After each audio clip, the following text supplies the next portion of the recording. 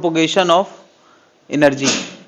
Energy एक जगह से दूसरी जगह जाना थ्रू डिस्टर्बेंस थोड़ा अलग है। जैसे हीट भी एक जगह से दूसरी जगह ट्रांसफर करती है ड्यू टू टेम्परेचर डिफरेंस, वो टेम्परेचर डिफरेंस की वजह से ट्रैवल करती है, लेकिन यहाँ ऐसी कोई वजह नहीं है।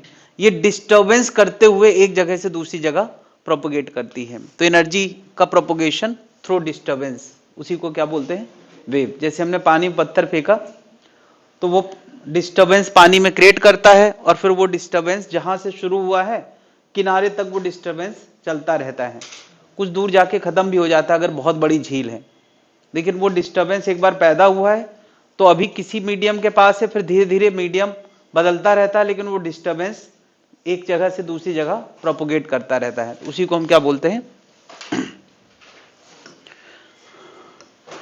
वेव को हम लोग दो मेन कैटेगरी में डिवाइड करने वाले हैं, मैकेनिकल वेव और दूसरा क्या है? Electromagnetic wave. अगर डिस्टर्बेंस किसी मीडियम के अंदर हो रहा है, जैसे मैंने एग्जांपल दिया वेव इन वाटर, यानी पानी में हमने पत्थर फेंका तो जो लहर उठती है वो कैसी वेव है? मैकेनिकल वेव है। क्यों? क्योंकि उस लहर उठने का मतलब है कि पानी के पार्टिकल ऊपर नीचे ऑसिलेट कर रहे हैं। तो पानी मतलब मीडियम। मैं बोल रहा हूं तो मैं एक डिस्टर्बेंस पैदा कर रहा हूं, कहां पर? एयर में। और वो डिस्टर्बेंस यहां से होता हुआ तुम्हारे कान तक 330 मीटर पर सेकंड से ट्रैवल करते हुए तुम्हारे कान से टकरा रहा है। बेसिकली इंस्टेंटेनियसली टकरा है, जैसे ही मैं बोलता हूं तुरंत तुम्हारे कान तक पहुंच जाता है क्योंकि उसकी स्पीड बहुत हाई है। तो क्या हम कह सकते हैं यार साउंड वेव भी एक मीडियम वेव है। अगर यहां से हवा गायब कर दी जाए तो क्या मेरे मुंह से निकलने वाली आवाज का डिस्टर्बेंस सवार किस में होगा? वो सवार किस में होता है? एयर में। एयर ही नहीं है तो हमारा मुंह चलेगा मगर वो डिस्टर्बेंस किसी चीज के अंदर पैदा नहीं कर पाएगा, तो तुम्हें आवाज सुनाई नहीं देगी। तो साउंड भी कैसी है? Medium wave. नहीं, दूसरी बात कि अगर यहां एलईडी लाइट जल रही है तो रोशनी तुम्हारे टेबल तक आ रही है, क्या बताओ यहां से मैं हवा गायब कर दूं तो रोशनी आ पाएगी? आ जाएगी। तुम मेरे पूछने के तरीके पे मत जाओ, क्योंकि मैं ऐसी टोन में पूछ रहा हूं कि तुम्हें लगेगा ऐसे पूछा है तो इसका जवाब हमेशा ना होता है। क्या अगर यहां से इस लाइट और रजिस्टर के बीच से एयर सारी गायब कर दी जाए कमरे की, तो क्या रोशनी तुम्हारे तक आएगी? आएगी। क्यों? क्योंकि लाइट को चलने के लिए किसी मीडियम की जरूरत नहीं पड़ती। तो वो कौन सी वेव हो गई? है ना, light wave, radio wave, X rays, ये जितनी भी इलेक्ट्रोमैग्नेटिक रेज कहलाती हैं उनको इलेक्ट्रोमैग्नेटिक वेव उन्हीं को कहते हैं। ये जो नाम है, जो हमारा मोबाइल का कम्युनिकेशन है उसके लिए हवा का होना जरूरी नहीं है। रेडियो कम्युनिकेशन है या अल्ट्रावायलेट इलेक्ट्रोमैग्नेटिक जितनी भी रेज हैं वो सब क्या है? Electromagnetic wave. तो ये भी क्या डिस्टर्ब करते हुए आगे बढ़ती हैं? बिल्कुल। ये पार्टिकल को डिस्टर्ब नहीं करती हैं, फिर किसी ना किसी चीज को तो डिस्टर्ब करती हैं। वो उस जगह पर फील्ड को डिस्टर्ब करती हैं। कौन सी फील्ड? Electric field. और इसीलिए इनका नाम क्या है? Electromagnetic wave. यानी ये भी डिस्टर्ब करते हुए आगे बढ़ती हैं, ये फील्ड को डिस्टर्ब करती हैं और वो मीडियम के पार्टिकल के अंदर मोशन पैदा करते हैं, मतलब फिजिकल डिस्टर्बेंस है। वहां सही में कोई चीज मूव करती है, यहां पर एक इंफ्लुएंस है जो मूव करता है, वो कोई चीज नहीं है। क्या बात समझ रहे हैं? इलेक्ट्रोमैग्नेटिक वर्चुअल चीज है ना, यानी ये किसी फील्ड को इन्फ्लुएंस देता है और ये पार्टिकल को इन्फ्लुएंस देता है। और पार्टिकल को इन्फ्लुएंस देगा तो क्या देगा? उसके अंदर स्पीड पैदा करेगा, है ना, वाइब्रेशन पैदा करेगा।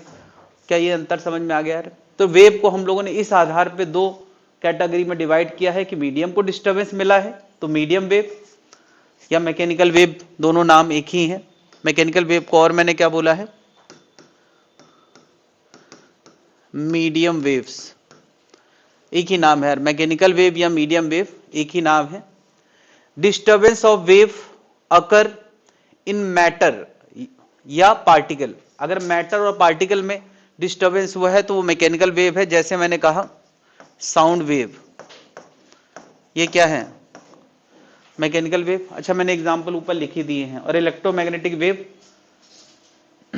इलेक्ट्रिक और मैग्नेटिक फील्ड का डिस्टर्बेंस करते हुए आगे बढ़ना, ये क्या है? Electromagnetic wave.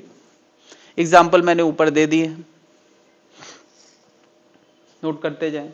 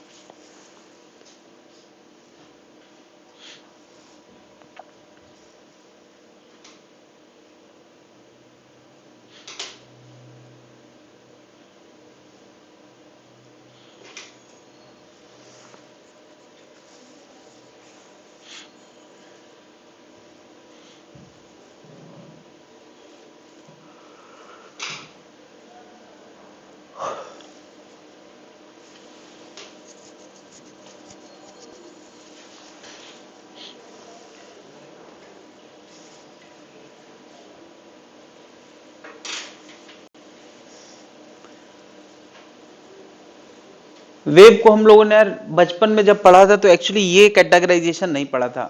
तुम लोगों ने वेव को एक और तरीके से कैटेगराइज किया था, क्या? ट्रांसवर्स वेव और लॉन्गिट्यूडनल वेव। तो वेव को हम एक और तरीके से कैटेगराइज करने वाले हैं, ट्रांसवर्स वेव और दूसरा क्या है? Longitudinal wave. ट्रांसवर्स वेव क्या है कि जब डिस्टरबेंस वेव प्रोपोगेशन के डायरेक्शन के परपेंडिकुलर हो, यानी एनर्जी अगर राइट जा रही है तो डिस्टरबेंस ऊपर नीचे हो, इस तरह से, तो ये कौन सी वेव है? ट्रांसवर्स। और अगर वेव राइट जा रही है और डिस्टरबेंस आगे पीछे हो, उसी के अलोंग हो, तो वो कौन सा हो गया? लॉन्गिट्यूडनल। बहुत सिंपल सी डेफिनेशन है, प्रोपोगेशन ऑफ वेव के परपेंडिकुलर अगर डिस्टरबेंस है तो ट्रांसवर्स और अलोंग है तो लॉन्गिट्यूडनल। बात क्लियर है? डिस्प्लेसमेंट ऑफ मीडियम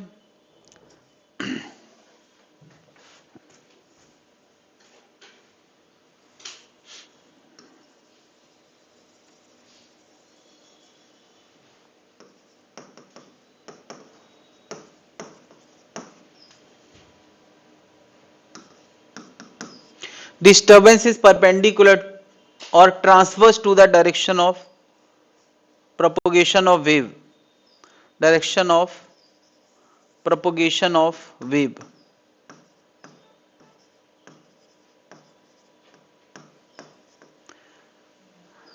तो वो क्या है? Transverse wave. सारी इलेक्ट्रोमैग्नेटिक वेव, जितनी भी इलेक्ट्रोमैग्नेटिक वेव होती हैं, अगर लाइट लेफ्ट से राइट जा रही है तो उसका डिस्टरबेंस उसके परपेंडिकुलर होता है, फील्ड का डिस्टरबेंस। यानी रेडियो वेव, एक्स रेज, जितनी भी इलेक्ट्रोमैग्नेटिक वेव हैं सब कैसी होती हैं? ट्रांसवर्स इन नेचर, यानी उनके फील्ड का डिस्टरबेंस प्रोपोगेशन के परपेंडिकुलर होता है। जितनी भी लाइट रेज, इलेक्ट्रोमैग्नेटिक, अल्ट्रावायलेट, सब के अंदर ये कॉमन फीचर है, वो ट्रांसवर्स वेव होती हैं, है ना। धागे में हम जब लहर उठाते हैं ऐसे, ये धागे की ये वेव सबसे ज्यादा फेमस है क्योंकि हर जगह जो डायग्राम वेव का होता है वो यही होता है। तो ये कौन सा वेव है? ट्रांसवर्स वेव है। इसमें मीडियम के पार्टिकल कहां ऑसिलेट करते हैं? ऊपर नीचे, है ना। तो wave in string, wave in string की मैं इसलिए बात कर रहा हूं क्योंकि सबसे ज्यादा हमें इसी की बात करना है। धागे के अंदर डिस्टरबेंस की और साउंड की, दो ही चीजें हैं जिन पे हमें सबसे ज्यादा बात करना है। तो वेव इन स्ट्रिंग भी कैसा है? ट्रांसवर्स वेव है। लॉन्गिट्यूडनल वेव क्या है कि अगर that motion of the particle is in the line of wave propagation, ये था परपेंडिकुलर टू द प्रोपोगेशन और ये क्या है? In the line of propagation. तो यार लॉन्गिट्यूडनल में हमारे पास ज्यादा एग्जांपल है ही नहीं, केवल और केवल हम किसकी बात करने वाले हैं? Sound wave. साउंड जब चलती है तो मीडियम के पार्टिकल ऊपर नीचे नहीं बल्कि कैसे? आगे पीछे डिस्टर्ब होते हैं, तो वो क्या हो गई? Longitudinal wave. साउंड वेव अकेला एग्जांपल है लॉन्गिट्यूडनल वेव का। तो हमने दो तरीके से कैटेगराइज कर लिया, एक बार इस आधार पे कि मीडियम डिस्टर्ब हो रहा है या फील्ड डिस्टर्ब हो रही है, और दूसरा परपेंडिकुलर डिस्टर्बेंस है या अलोंग डिस्टर्बेंस है, उस आधार पे ये कैटेगराइजेशन है। हाँ नहीं कर पाएंगे। हाँ तो ऐसे करके लाओगे आगे पीछे तो एनर्जी राइट जा रही है और डिस्टर्बेंस इधर हो रहा है, तो 90 डिग्री नहीं हो गया। वाई में ही क्यों, तुम जेड में ले आए, बात तो एक ही हो गई। कंप्रेशन रेयरफेक्शन के फॉर्म में नहीं ला पाओगे।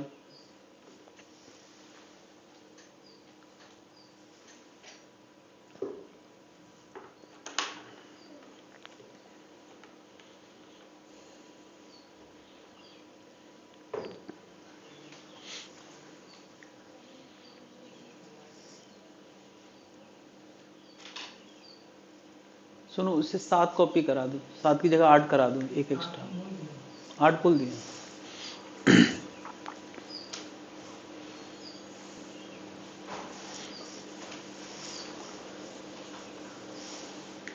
नोट कर लिया है। तो फिलहाल हम लोग जो वेव पढ़ने वाले हैं वो ट्रांसवर्स, अभी जो हम लोग डिस्कशन करने वाले हैं वो किसका करने वाले हैं, ट्रांसवर्स, और उसमें भी मीडियम, और उसमें भी साइनोसाइडल, और उसमें भी वेव इन स्ट्रिंग। यानी यार इस टॉपिक में हम जो बातें करने वाले हैं, जितने भी क्वेश्चन आने वाले हैं, वो इसको ध्यान में बनाए गए हैं। ट्रांसवर्स मतलब ऊपर नीचे ऑसिलेशन वाली, मीडियम मतलब पार्टिकल के अंदर, साइनोसाइडल मतलब खास तरह की वेव जिसमें सिंपल हार्मोनिक मोशन पार्टिकल के अंदर होता है, इसलिए वो क्या है, साइनोसाइडल। और वैसी वेव हम कहां पढ़ने वाले हैं, धागे के अंदर। ऐसी वेव और भी जगह हो सकती है, बट हम किस में पढ़ने वाले हैं, धागे के अंदर। क्लियर है। तो ये आगे की कहानी का मेन बात है जो हम लोग करने वाले हैं, transverse, medium, sinusoidal wave in string. बात क्लियर है। इसमें अगर एक लाइन और जोड़ना चाहें तो ये कंटिन्यूअस वेव पढ़ने वाले हम लोग। कंटिन्यूअस, कंटिन्यूअस का मतलब क्या होता है कि वो कभी उनका एंड हम नहीं पता कर सकते, माइनस इनफाइनाइट से प्लस इनफाइनाइट तक सब जगह ऐसी वेव मौजूद हैं। ठीक है। कंटिन्यूअस वेव से मतलब है कि उनका कोई किनारा नहीं है, अनलिमिटेड साइज की वेव है। ठीक है।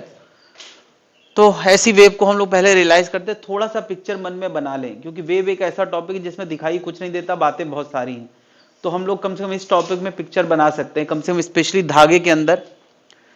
सोचा यार एक पार्टिकल ऐसे ऊपर नीचे सिंपल हार्मोनिक मोशन कर रहा है आगे पीछे, और अपनी अपनी बारी आने पे हर पार्टिकल ऑसिलेशन कर रहा है। क्या इसकी बारी आई, फिर इसकी बारी आई, इसका मतलब एनर्जी कहां से कहां जा रही है, लेफ्ट से राइट जा रही है, और पार्टिकल का ऑसिलेशन ऊपर नीचे हो रहा है। यानी कि दोनों के बीच में 90 डिग्री का एंगल है कि नहीं है। इसका मतलब ये कौन सी वेव है, ट्रांसवर्स है, और मीडियम है क्योंकि पार्टिकल डिस्टर्ब हो रहे हैं। खैर, फिर फिलहाल हमें वेव जैसा कुछ नजर नहीं आ रहा है, तो मैंने यहाँ पे और पार्टिकल इन्वॉल्व कराए हैं, और हर पार्टिकल सिंपल हार्मोनिक मोशन कर रहा है ऊपर नीचे, और धीरे धीरे एनर्जी कहाँ जा रही है, लेफ्ट से राइट। क्या कुछ वेव जैसा नजर आ रहा है? हाँ, ऐसे ऐसे के साथ साथ एक बड़ा सा फोटो नहीं नजर आ रहा है? अब नजर आएगा, पार्टिकल मैंने बढ़ा दिए हैं।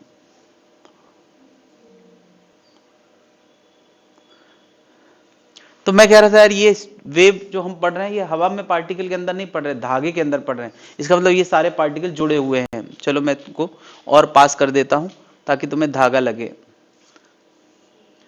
क्या धागे के अंदर ऐसी लहर हम जनरेट करा सकते हो? हर पार्टिकल, कोई भी पार्टिकल आगे नहीं जा रहा, फिर भी हमें ऐसा लग रहा है कि कुछ आगे जा रहा है। तुम देख लो यार, हर पार्टिकल ऊपर नीचे ऑसिलेट कर रहा है, फिर भी हमें लग रहा है कि कुछ आगे जा रहा है। तो वो क्या है, वो इसमें सवार एनर्जी है जो अभी कुछ पार्टिकल को मिली, फिर दूसरे पार्टिकल को मिलती है।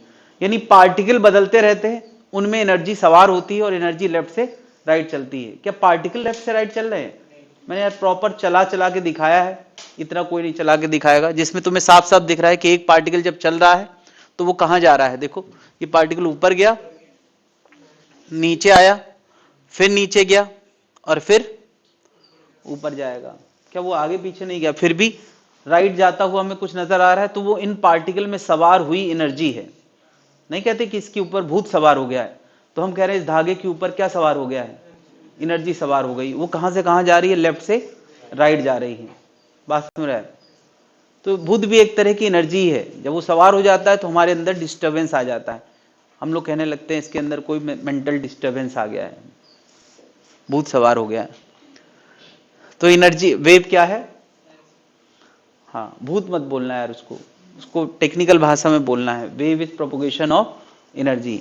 ठीक है, तो हम लोग क्योंकि यार स्पेशली इस तरह की वेव की बात करने वाले हैं, मैंने यहां पर एक पल्स वेव की जनरेट करा के दिखाई है, बस एक ही पल्स जनरेट करा के दिखाई, ये कंटिन्यूअस वेव नहीं है, मैंने एक ही पल्स जनरेट कराई है, तो ये कंटिन्यूअस वेव, कंटिन्यूअस क्या कब होगी?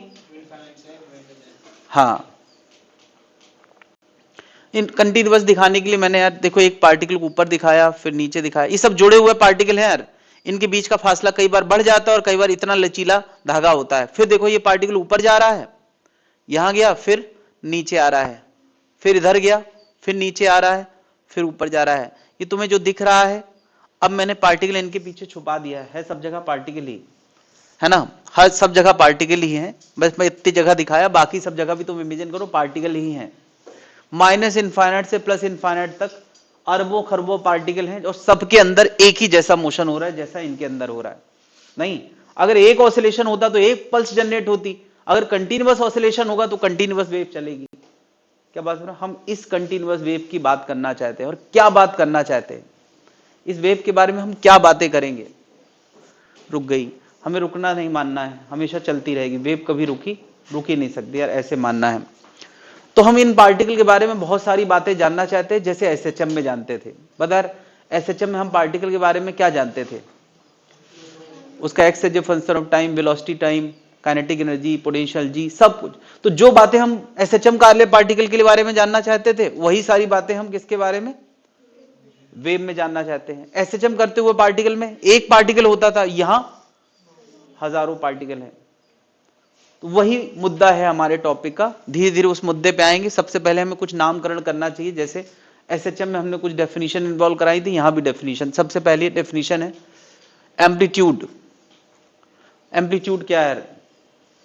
जो एसएचएम में होता था वही एसएचएम में हमने आगे पीछे चला के दिखाया था, यहां क्या चल रहा है, बल्कि एसएचएम भी ऊपर नीचे होता था, नहीं होता था। तो एम्पलीट्यूड क्या है? पार्टिकल अपने मीन से कितना एक तरफ जाता है, यानी maximum displacement from its mean, वही क्या है? एम्पलीट्यूड है। तो क्या ये नई डेफिनेशन आ गई? हाँ, मैक्सिमम डिस्प्लेसमेंट फ्रॉम मीन, ये क्या है? लिखा तो है, मुझे लिखने की जरूरत नहीं है। वेवलेंथ, तो मैं कह रहा हूं बार बार कि यार ये एक शेप है जो बार बार रिपीट हो रहा है। क्या मैं कह सकता हूं ये एक इतना स्ट्रक्चर उसके बगल में रख दो, फिर उसके बगल में रख दो, तो ये हमारी क्या बन जाएगी? Continuous wave. तो यार एक इतना स्ट्रक्चर जो बार बार रिपीट हो रहा है, जिसमें सारे तरह के डिस्प्लेसमेंट मौजूद हैं, ऊपर वाले भी और नीचे वाले भी।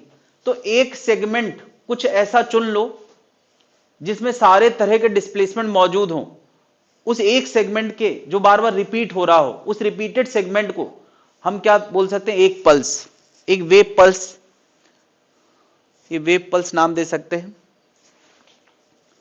है ना। ये वेव पल्स नाम कहीं इन्वॉल्व नहीं हुआ है।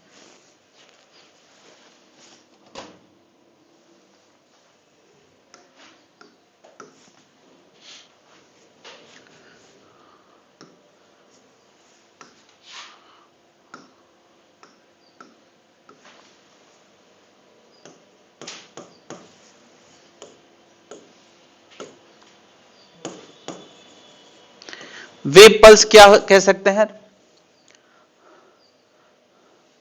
Minimum length segment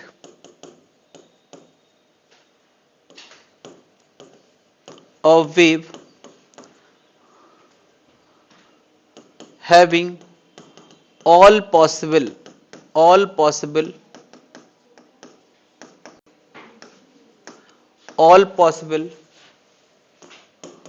displacements, all possible displacements, उसको हम क्या बोल सकते हैं?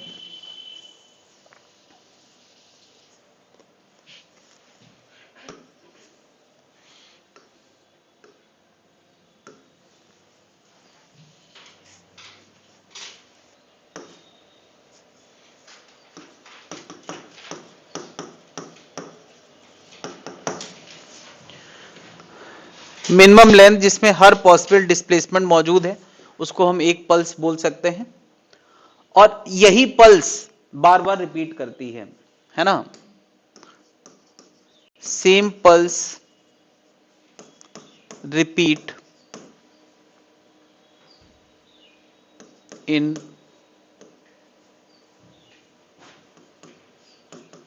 Continuous wave. तो क्या बता रहा, वो लेंथ तुम इतने को कह सकते हो, ये क्या एक पल्स है ना। अब ये एक पल्स की जितनी लंबाई होगी उसी लंबाई का नाम क्या रखा गया है, वेवलेंथ, है ना। वेवलेंथ की एक टेक्निकल तरीके से डिफरेंशिएशन दी गई है, minimum distance between two points having same phase. Same phase मतलब ये पार्टिकल और ये पार्टिकल, ये पार्टिकल और ये पार्टिकल एक जैसे हालात में है। तुम कहोगे ये क्यों नहीं, ये भी तो बीच ही में है। तो यार ये अगर ऊपर जाता हुआ है, ये अगर नीचे जाता हुआ है, तो ये भी नीचे जाता हुआ है, तो ये कैसा होगा, ऊपर जाता हुआ, तो इनको सेम फेज में नहीं कहा जाएगा। तो दो पार्टिकल जो सेम फेज में है, वो सबसे पास वाले दो पार्टिकल, तो यही वो दो पार्टिकल हैं जो सेम फेज में है। नो डाउट किसी का नजरिया थोड़ा अलग हो सकता है, कोई कह सकता है सर हम ये और ये पार्टिकल ले ले, तो बिल्कुल ले सकते हैं, तो भी डेफिनेशन एकदम सही आ जाएगी। इसको भी हम एक पल्स बोल सकते हैं, क्योंकि इसको रिपीट करने से भी कंटिन्यूअस वेव बन जाएगी। क्या ये टॉप मोस्ट पे, ये भी टॉप मोस्ट में सेम फेज में है कि नहीं है। क्या दो कंटिन्यूअस पार्टिकल जो सेम फेज में, उनके बीच की लंबाई को हम वेवलेंथ कह सकते हैं। अपने मन से ऐसे दो कोई भी पार्टिकल ले सकते हो, है ना, और उसको बार बार उसी से जोड़ते जाओगे तो क्या बन जाएगी। क्या यही सेगमेंट उठा के इसके बगल में रख दो, फिर बगल में रख दो, तो क्या बन जाएगी, कंटिन्यूअस वेव। बात समझ में आ गई। तो वेवलेंथ क्या है, minimum distance between two point. तो ये distance along the wave propagation लेना होती है। ये जो डिस्टेंस मैं कह रहा हूं ये कहां लेना है, अलोंग द वेव प्रोपगेशन। कोई ये ना कहे कि सर वो डिस्टेंस किसके अलोंग लेना है, तो सीधी सी बात है यार, सेम फेज में है, तो यहां से यहां तक की लेंथ जो अलोंग द प्रोपगेशन लाइन है उसी का नाम क्या है, वेवलेंथ। ऑब्वियसली यार वेवलेंथ और एम्पलीट्यूड दोनों ही लेंथ वाली यूनिट है, तो मीटर या सेंटीमीटर में इसको भी मेजर कर सकते हैं, मीटर या सेंटीमीटर में इसको भी मेजर कर सकते हैं। दोनों नाम समझ में आ गए हैं।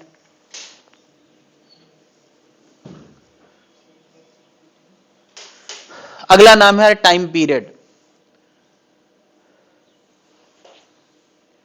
मुझे बता रहे टाइम पीरियड हमने एसएचएम में डिफाइन किया है कि नहीं। टाइम पीरियड क्या होता था, एक ऑसिलेशन पूरा होने का समय टाइम पीरियड होता है। यहां भी वही डेफिनेशन है, एक पार्टिकल का पूरा ऑसिलेशन होने में जितना समय लगता है वही क्या है, टाइम पीरियड है। लेकिन मैं इसको एक और तरीके से बताना चाह रहा हूं, जरा इसको गौर करें, ये फिर से आएगा अभी। जरा ध्यान दें कि जितनी देर में ये पार्टिकल ऊपर जाता है, बीच में आता है, नीचे आता है और वापस वहीं आता है, उतनी देर में एक ऑसिलेशन पूरा होता है कि नहीं। जरा देखिए जितनी देर में इसका एक ऑसिलेशन पूरा हुआ है उतनी देर में एक वेव पल्स जनरेट हो गई है। नहीं तो हम क्या एक और नजरिया नहीं ला सकते वेव के लिए, कि जितनी देर में किसी पर्टिकुलर पॉइंट से एक वेव पास कर जाती है, किसी पर्टिकुलर पॉइंट से एक वेव पास करने का जो समय है उसका भी नाम हम क्या रख सकते हैं, टाइम पीरियड। या एक ऑसिलेशन होने का जो समय है वो भी क्या है, टाइम पीरियड है। टाइम पीरियड की अब दो डेफिनेशन हो गई, एक एसएचएम वाली और एक नई डेफिनेशन क्या, किसी पॉइंट से एक वेव पल्स पास होने में जितना समय लगता है उतने टाइम को हम क्या बोलते हैं, टाइम पीरियड। क्या जनता समझ गई। फ्रीक्वेंसी क्या होता था, फ्रीक्वेंसी होता था ऐसे ऐसे कितने ऑसिलेशन यूनिट टाइम में हो जाते हैं। जनरली यूनिट टाइम 1 सेकंड लेते थे, तो पर यूनिट टाइम में जितने ऑसिलेशन होते हैं उसको क्या बोलते हैं। अगर मैं कहता हूं 1 सेकंड में ऐसे ऐसे 10 ऑसिलेशन हो जाते हैं, तो क्या 1 सेकंड में ऐसे ऐसे 10 पल्स आगे बढ़ जाते होंगे कि नहीं। तो क्या फ्रीक्वेंसी को अब हम एक और तरीके से कह सकते हैं, number of wave pulse, number of wave pulse passing through a particular point in unit time, वो भी क्या हो गया। क्या जनता समझ पा रही है। फ्रीक्वेंसी को अब हम थोड़ा नए तरीके से डिफाइन कर रहे हैं। इसका ये बिल्कुल मतलब नहीं कि पुराना तरीका गलत हो गया है, पुरानी डेफिनेशन भी है और नई डेफिनेशन भी है। क्या जनता समझ गई यार। Time period time of one oscillation होता है, या time taken by one wave pulse to propagate through a point. एक वेव पल्स को एक पॉइंट से पास करने का समय टाइम पीरियड है, और नंबर ऑफ ऐसे वेव पल्स जितने पास कर जाएंगे उनका नाम क्या हो गया, फ्रीक्वेंसी। क्या इतनी बात समझ में आ गई यार। स्मॉल मिलाते जाएं, नोट करते जाएं।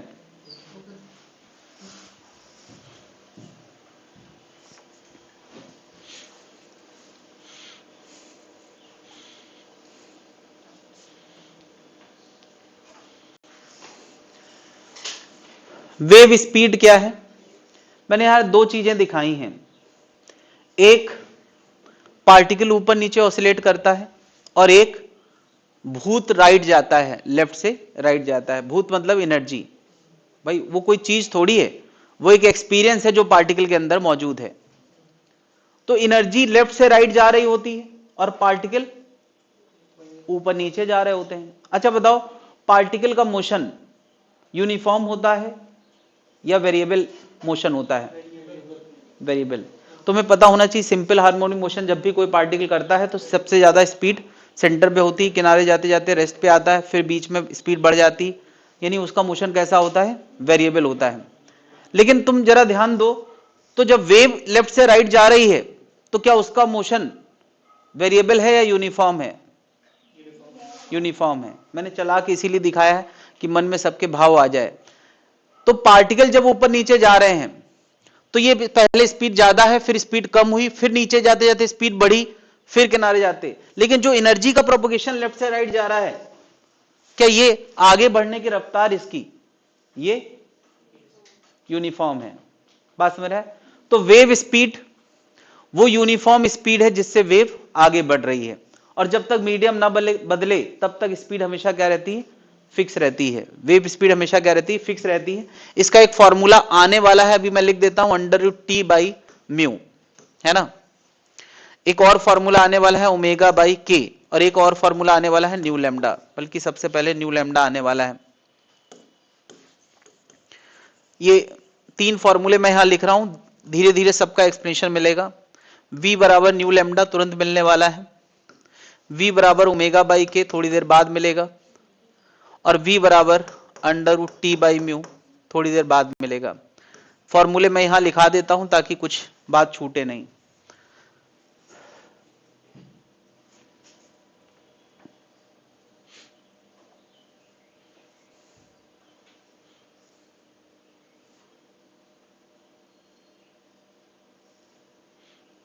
हैंग हुआ तब से?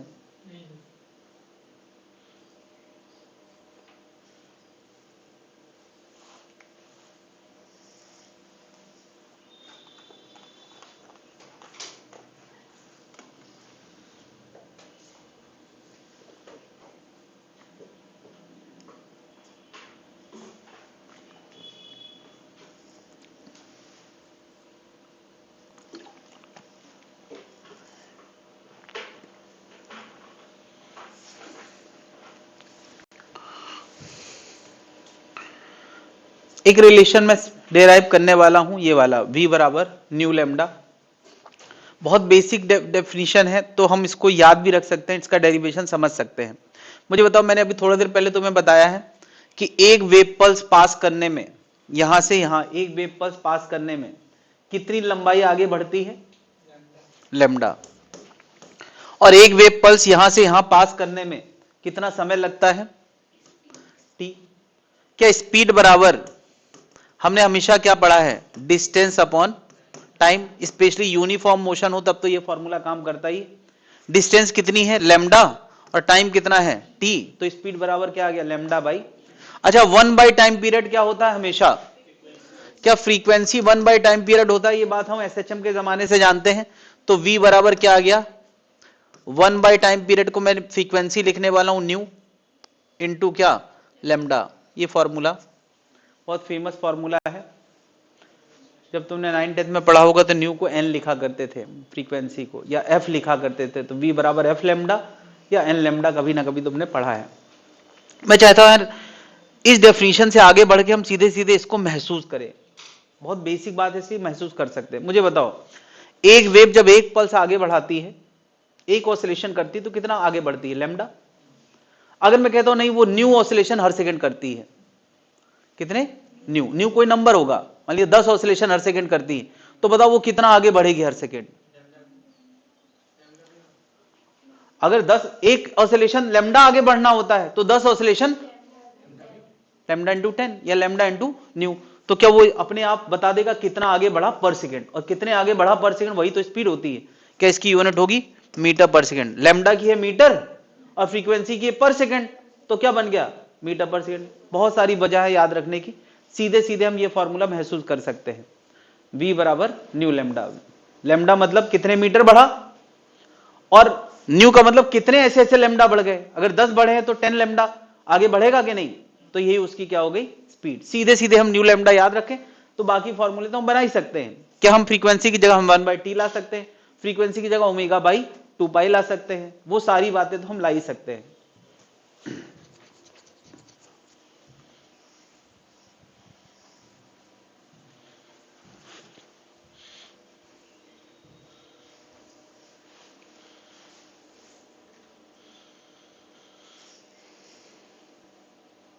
तुम लोग एक साथ पेपर चलते सबके,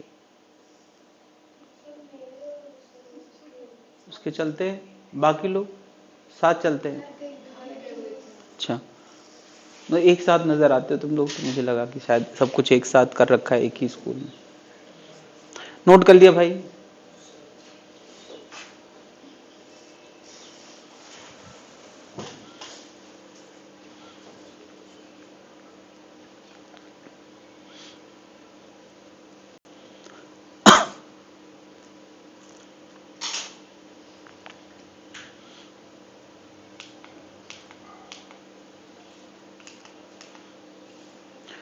तो बहुत सारे नाम इन्वॉल्व हो गए हैं। एक नाम हम लोगों ने एसएचएम में लाया था फेज, और एक आया था फेज वेलोसिटी या एंगुलर फ्रीक्वेंसी।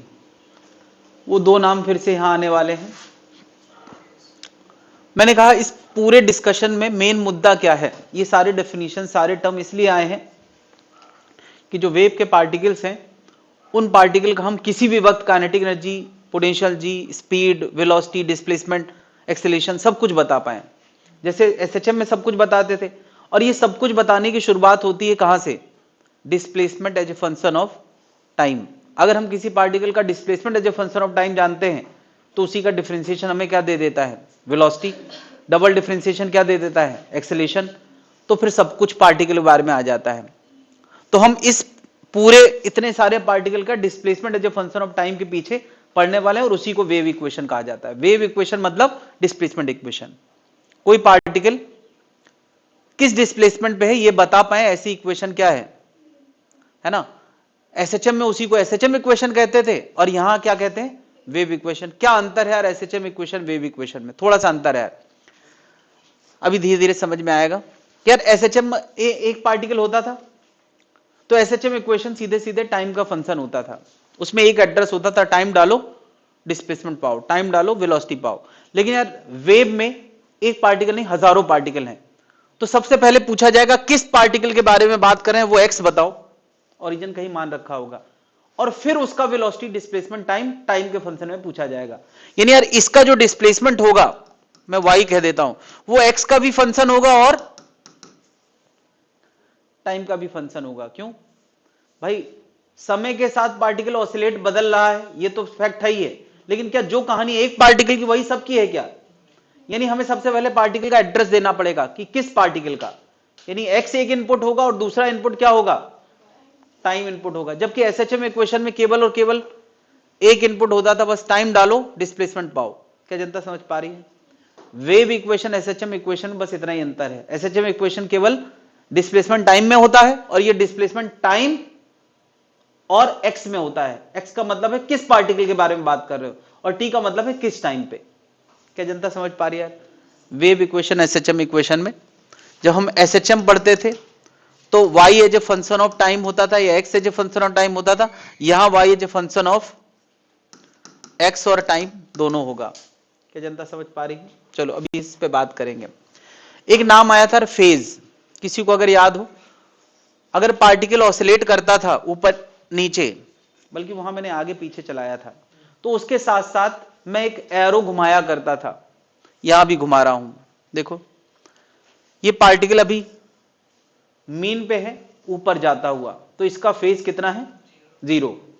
इसका एंगल, तो एंगल इस एरो से देखना, इस एरो का एंगल कितना है, 0। अभी कितना हो गया, 90 सबसे ऊपर, अभी 180 फिर से बीच में, अभी 270 सबसे नीचे, 360। तो क्या हम पार्टिकल की सिचुएशन के आधार पे उसको हम एंगल देने वाले हैं। क्योंकि पार्टिकल ऊपर नीचे चल रहा है तो एंगल उसके लिए मीनिंगफुल है ही नहीं, तो हमने साथ ही साथ एक एरो घुमा दिया है। इस एरो का एंगल उस पार्टिकल का फेज कहलाएगा।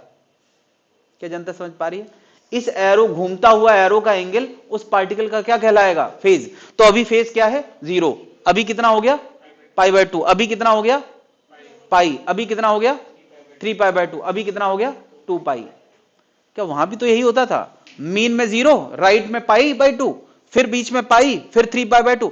जो कहानी वहां आगे पीछे की थी वही कहानी यहां, बस तुम्हें थोड़ा सा ये एरो अलग जगह से शुरू करना पड़ता है। और फेज को हम, वैसे तो फेज पॉजिटिव नेगेटिव दोनों होता है, बट हम पॉजिटिव ही सोचेंगे। ऐसे घूमता हुआ एक एरो सोचो और उसका एंगल से तुम्हें क्या मिल जाएगा? अच्छा, मैं उसके एंगल के पीछे क्यों पड़ा हूं? क्योंकि यार अगर मुझे यह पता हो कि इस समय इसने कितना एंगल कवर किया है, तो क्या इसका डिस्प्लेसमेंट, क्या इसका डिस्प्लेसमेंट, एरो का डिस्प्लेसमेंट और पार्टिकल का डिस्प्लेसमेंट एक ही जैसा तो होता है? चाहे देखो, क्या साथ ही साथ दोनों सेम ऊंचाई पे जाते हैं कि नहीं? नहीं। तो हम फेज की मदद से क्या करने वाले हैं? इसका हाइट लिख सकते हैं। बताओ कैसे? अगर ये ए एम्पलीट्यूड का एसएचएम कर रहा था, तो क्या इसका भी लेंथ क्या होगा? ए होगा? नहीं, ये ए लेंथ का ही तो एरो बनाया था। अब मैं कह रहा हूं किसी वक्त इसका फेज मुझे पता है, जो कि एक्स और टाइम का फंक्शन होगा। फेज क्या होगा? एक्स और टाइम का फंक्शन होगा। समय के साथ साथ बदल रहा है और हर पार्टिकल का अलग अलग होगा। मुझे अगर फेज पता है तो वाई कैसे निकाला जा सकता है, जबकि मुझे ए भी पता है? मुझे बताओ। साइन फेज, साइन एंगल बराबर क्या होता है? Perpendicular by hypotenuse. तो वाई बराबर क्या आ जाएगा? ए साइन फेज। क्या मुझे बताओ, अगर किसी पार्टिकल का मुझे वाई चाहिए तो उसके लिए क्या चाहिए? फाई चाहिए। अगर मुझे वाई टाइम और एक्स में पता करना है तो फेज पहले एक्स और टाइम में पता होना चाहिए कि नहीं? अगर फेज एक्स टाइम में पता होगा तो वाई भी एक्स टाइम में पता चल जाएगा। क्या इतनी बात समझ में आ रही? मैंने यहां दो बातें बताई यार। फेज का मतलब है कि घूमते हुए एरो का एंगल, और फेज कितनी तेजी से बदल रहा है उसी को क्या बोलते हैं? Angular frequency. यार फेज होता है अब तक का कवर किया हुआ टोटल एंगल, और ओमेगा क्या होता है? Angle covered per unit time. तो ओमेगा को हमने क्या नाम दिया था यहां पर?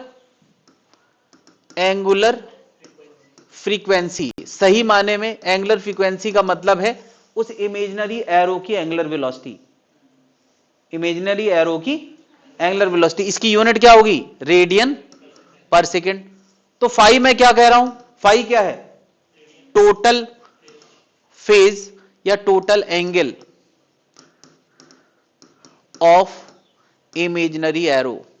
इमेजिनरी एरो, इस घूमते हुए एरो का टोटल एंगल क्या कहलाता है? फाई। क्या जनता इतनी बात समझ गई है? ये दो टर्म जो इन्वॉल्व हुए हैं वो सबको समझ में आ रहा है? ओमेगा, क्या बताओ ये यूनिफॉर्म रेट से घूमता हुआ इमेजिन करना होता है या वेरिएबल रेट से? ये यूनिफॉर्म रेट से घूमता है। पास में रहे, इसीलिए उसका ओमेगा कुछ खास होगा। उसका नाम हमने क्या दिया है? एंगुलर। क्या एसएचएम में ऐसे नहीं करते थे? हमने एंगुलर फ्रीक्वेंसी नाम दिया था और दूसरा नाम क्या दिया था? फेज। इतनी बात समझ में आ गई है? कम से कम ये डायग्राम बना ले, घूमता हुआ तो नहीं बना पाएंगे।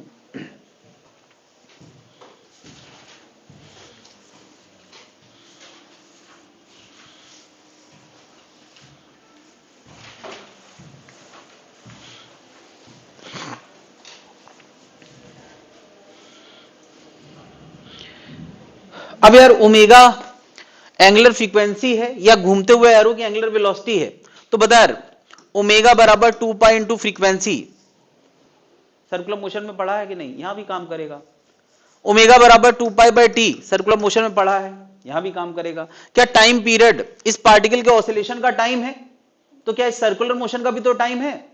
क्या ये फ्रीक्वेंसी इसके ऑसिलेशन की फ्रीक्वेंसी है, तो इसके सर्किल की भी तो फ्रीक्वेंसी है। तो ये सारे नियम जो हमने सर्कुलर मोशन में पढ़े, फिर एसएचएम में पढ़े और अब वेव में पढ़ रहे हैं, वो सब यहां काम करेंगे। इतनी बात नोट करते जाएं।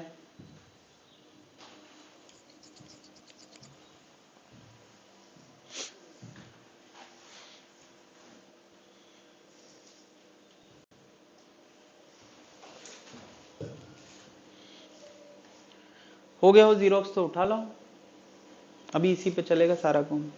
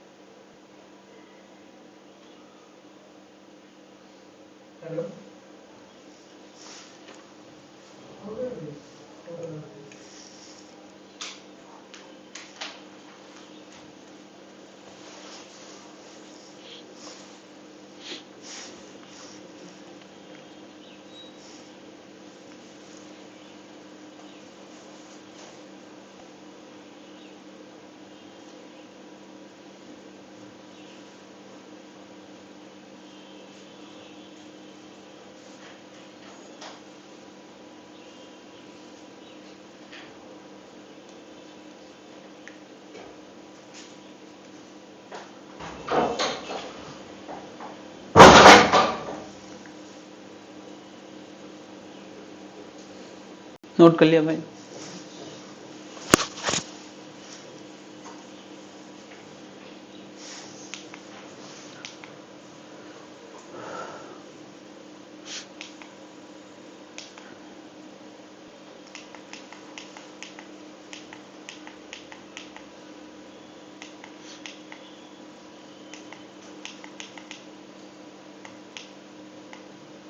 मुझे बताओ, मैं यहां पर एक पार्टिकल चलाता हुआ दिखा रहा हूं, ये अभी किस फेज पे है? 0। फिर π/2, अब पाई, और अब 2π। ये 2π पे है, तो ये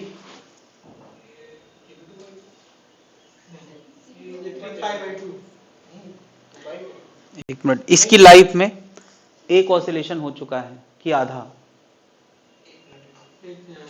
चलो ये पार्टिकल, इस पार्टिकल का फेज कितना है अभी? इसका 0 है। क्यों? अरे इसकी लाइफ में अभी ऑसिलेशन आया कहां है? इसकी लाइफ का शुरुआत हुई है ना। इसका कितना है? 0। इसका कितना है? 2π। क्या लगता है इसका कितना होगा? इसका कितना होगा? और इसका कितना होगा? क्या ये बात समझ नहीं आ रही यार? कि अगर अब तक एक ऑसिलेशन पूरा हुआ है तो इसकी लाइफ में अभी कोई ऑसिलेशन आया ही नहीं है। इसकी लाइफ में क्वार्टर ऑसिलेशन हो चुका है, इसकी लाइफ में ऊपर जाके नीचे आना हो चुका है, अभी इसको आधा और करना है। और इसकी लाइफ में ऊपर जाके नीचे बीच में होते हुए नीचे आ चुका है 3π/2। और इसकी लाइफ में, इसकी लाइफ का पूरा हो चुका है, इसकी लाइफ का इतना हो चुका है, इसकी लाइफ का इतना हो चुका है, और इसकी लाइफ का इतना हो चुका है, और इसकी लाइफ अभी शुरू होने वाली है। कि जनता महसूस कर पा रही है मैं तुम्हें? हाँ, सेम फेज है। 0 और 2π सेम ही फेज है। 0, 2π, 4π, 6π सेम ही फेज होता है। 2π के अंतर से फेज में अंतर नहीं आता है। तुम चाहो तो इसको 0 कह रहे हो, उसको 2π कह दो। तुम चाहो तो इसको 2π कह दो, तो इसको क्या कह सकते हो? 4π। मतलब कि इसकी लाइफ में अभी एक ऑसिलेशन हुआ है, तो उसकी लाइफ में तुम चाहो तो इसका 4π कह दो, तो इसका क्या कहोगे? 6π। वैसे भी हम कंटिन्यूअस वेव डील करने वाले हैं, तो उसमें ऐसा थोड़ी होगा कि हम कहेंगे कि इसका अभी एक ही हुआ है। इसके अगर 10 हो चुके हैं तो उसके 11 हो चुके हैं। क्या जनता समझ पा रही है? कन्विंस्ड है? कुल मिला के मैं एक बात कहने वाला हूं, लैम्डा लंबाई में कितना फेज का अंतर आता है?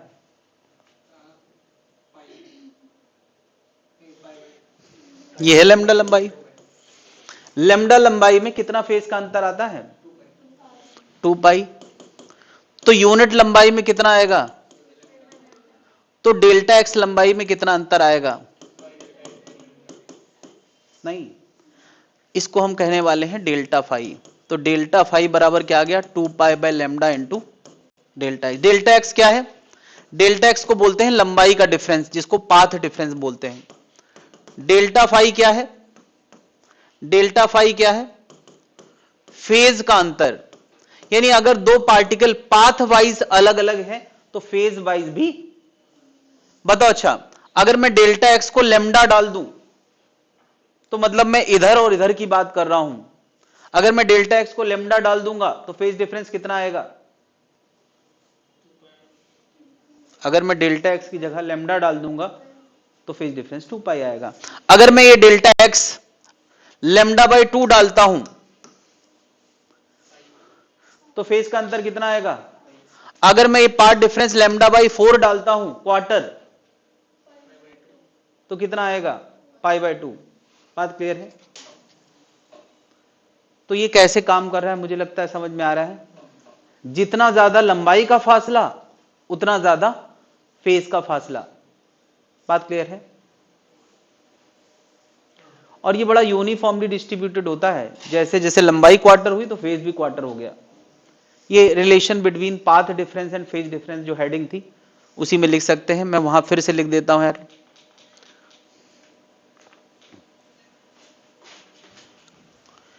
अगर मैं कह रहा हूं कि इस पार्टिकल का फेज 0 है तो मुझे इसका क्या लिखना चाहिए? हाँ, अगर मैं इसका 0 लिख रहा हूं तो इसका मुझे क्या लिखना चाहिए? 2 पाई। तो इसका क्या लिखना चाहिए? पाई। तो लेमडा लंबाई में कितना अंतर आता है? 2 पाई का। तो 1 लंबाई में कितना आएगा? 2 पाई बाई लेमडा। तो डेल्टा एक्स में कितना आएगा? 2 pi by lambda into delta x, है ना। तो डेल्टा फाई का फॉर्मूला बन गया 2 pi by lambda into delta x. बात क्लियर है?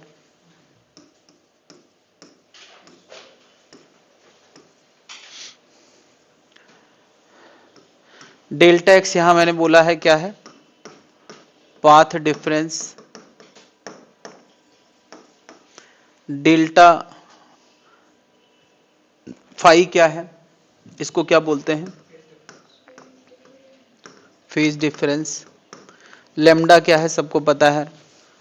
यहां 2 पाई बाई लेमडा को हमने एक नाम दिया है, 2 पाई बाई लेमडा।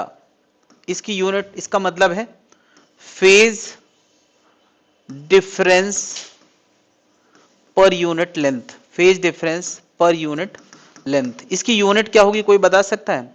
इसकी यूनिट होगी रेडियन पर मीटर। इसको हम लोगों ने के सिंबल से डिनोट किया है। एक नया इसको बोलते हैं क्या? Angular wave number. इसको एक नाम दिया गया है angular wave number. Angular wave number.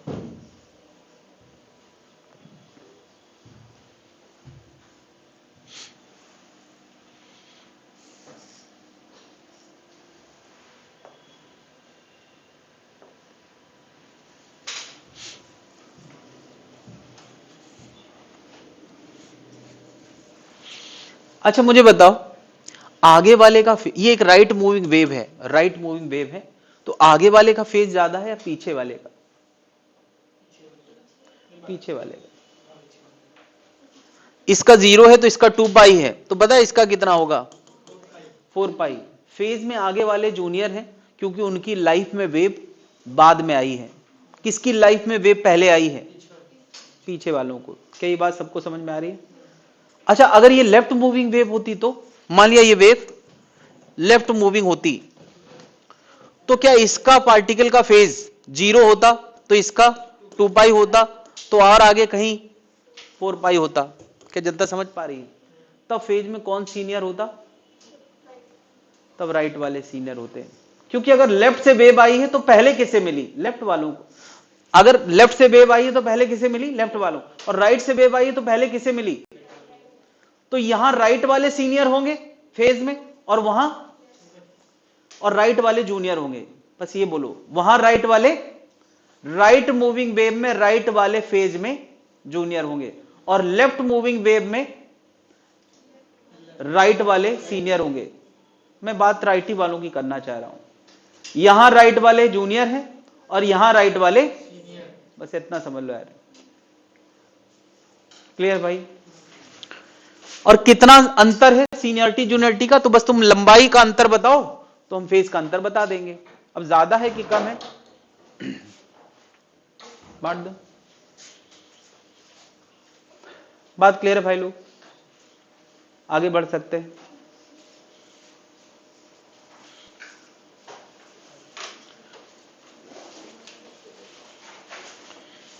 पढ़ाने वाले के लिए टाइम अलग रफ्तार से चलता है।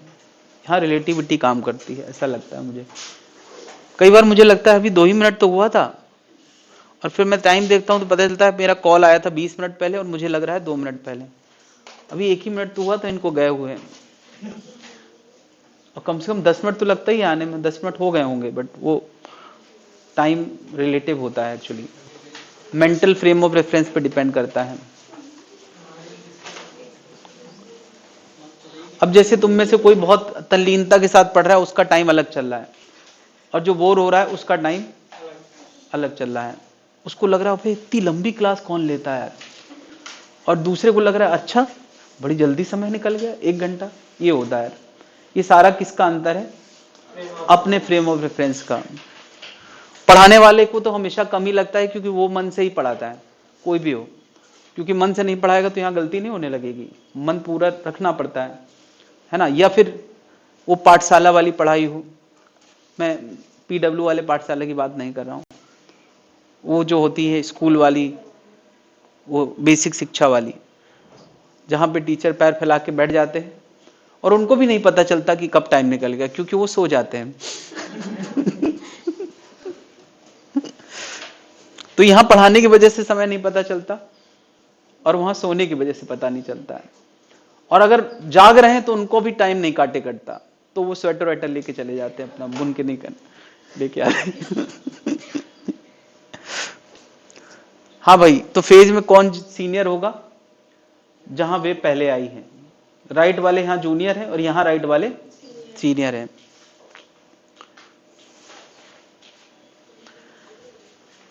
मैंने यार एक राइट मूविंग वेव फिलहाल यहां दिखाई है, अपने मन से राइट मूविंग सोचते हैं, बात दोनों की करेंगे।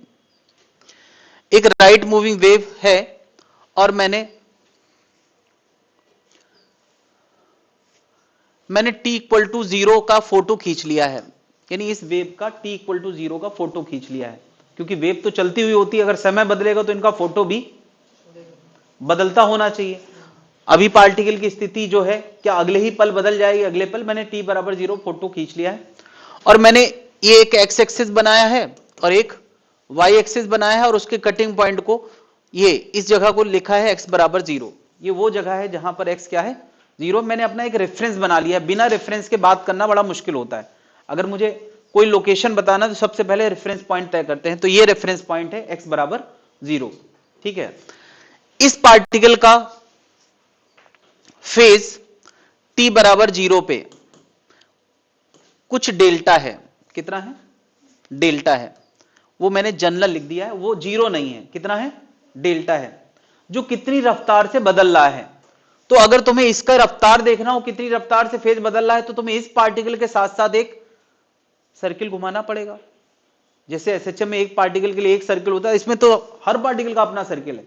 तुम बस एक का घुमा लो, उससे तुम्हें आगे की कहानी समझ में आएगी। ये पार्टिकल के करस्पॉन्डिंग उसका सर्किल घुमाओगे तो उसका एरो इस वक्त कहीं तो होगा। मान लिया पार्टिकल इधर है तो उसका एरो किसी एंगल पे होगा, उसको मैंने क्या नाम दिया है? डेल्टा। और वो ओमेगा रेडियन पर सेकंड से बदल रहा है। नहीं तो टी टाइम में उसी पार्टिकल का, ये किसका पार्टिकल की बात चल रही है? एक्स बराबर टी बराबर 0 पे उसका फेज डेल्टा था, टी टाइम में उसका फेज हो जाएगा ओमेगा टी प्लस डेल्टा। ये तो नई बात है नहीं है, तो एसएचएम में भी हमने पढ़ी है, नहीं पढ़ी है? तो बात यह है कि अभी मैंने एड्रेस x बराबर 0 लिया है, मैं किसी और एड्रेस के पार्टिकल की बात कर रहा हूं जो यहां से x आगे है। मैं कह रहा हूं इस पार्टिकल का क्या, तो मैं कहूंगा ये पार्टिकल इस पार्टिकल के फेज के मुकाबले जूनियर होगा। क्यों? ये एक राइट मूविंग वेव है, और राइट मूविंग वेव में आगे वालों का फेज कुछ कम होता है। कितना कम होता है? अभी अभी मैंने बताया। अगर मैं इसी वक्त x बराबर x वाले पार्टिकल की बात करूंगा तो कहूंगा उसका फेज थोड़ा कम होगा। कितना कम होगा? तो जितना इसका है उतना तो लिख ही दो, उसमें से कुछ घटाना पड़ेगा। कितना घटाना है? 2 pi by lambda into delta x. अभी तो पढ़ा ये फॉर्मूला नहीं? हालांकि मैंने 2 पाई बाय लैम्डा को k लिखना शुरू कर दिया, तो ये बन गया omega T plus delta minus क्या? के एक्स। किसका फेज आ गया? ये फेज आ गया अब किसी भी पार्टिकल का जो x बराबर x पे है और t बराबर t पे है। यानी भले मैंने यार जब ये लिखा तो किसी एक पार्टिकल की चर्चा करी है, लेकिन मैं x तो कुछ भी लिख सकता हूं ना। तो क्या मैं कह सकता हूं एक्स माइनस इनफाइनाइट से प्लस इनफाइनाइट, तो कुछ भी रख दो यहां पे, ये सबका फेज बता देगा किसी भी एक्स के लिए और किसी भी टी के लिए। दो इनपुट के लिए हो गया यार। क्या ये phase as a function of x t आ गया कि नहीं? ध्यान से सुनना यार, ये phase as a function of x t आ गया। ये किसके लिए आया है? राइट मूविंग वेव के लिए। अच्छा, अगर ये लेफ्ट मूविंग वेव होती तो, अगर ये लेफ्ट मूविंग वेव होती तो थोड़ा अंतर होता।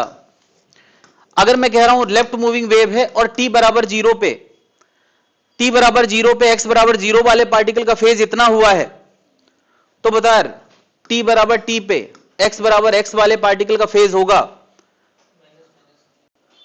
Plus 2 pi by lambda into x. क्यों? अरे अभी तो बताया कि अगर राइट मूविंग वेव होती तो आगे वालों का फेज कम होता है और लेफ्ट मूविंग वेव होगी तो आगे वालों का फेज ज्यादा होता है। अभी तो समझाया। तो ये क्या आ गया?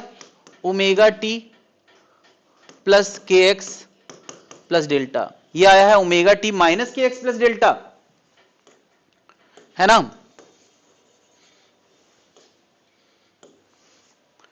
Minus k x plus delta. और ये क्या आ गया? फेज हम क्यों निकालना चाह रहे थे? फिर से बात पे आते हैं। क्या फेज पता होगा तभी तो हम y बता पाएंगे? हमने फॉर्मूला अभी पढ़ा था y बराबर a साइन फेज। अब फेज अगर xt में आ गया है तो y भी xt में आ गया है। y का फॉर्मूला क्या बन गया? a sine omega t minus k x plus delta, है ना? क्या ये x और t दो इनपुट में है और इसका भी y लेफ्ट मूविंग के लिए क्या हो जाएगा? a sine omega T plus के एक्स प्लस डेल्टा। मेरे ख्याल से यार ये राइट मूविंग के लिए समझ में आ गया है, तो लेफ्ट मूविंग तो याद रहेगा ही। ये वो पहली लाइन है जो अक्सर किताबों में दी होती है वेव के टॉपिक में। टॉपिक के पहले पन्ने में ये होता है यार, और मैंने पहले पन्ने को पढ़ाने में पूरा 1.25 घंटा खर्च कर दिया है ताकि इस लाइन के हर पॉइंट से तुम फैमिलियर हो, हर टर्म से फैमिलियर हो जाओ। फिजिक्स में हर पन्ना 10 मिनट के लिए नहीं होता है, कुछ पन्ने बहुत कॉन्सेंट्रेटेड होते हैं और जब हम सेल्फ स्टडी करते हैं तो अक्सर यही गलती कर देते हैं, हर पन्ना 10 मिनट के हिसाब से पढ़ने लगते हैं।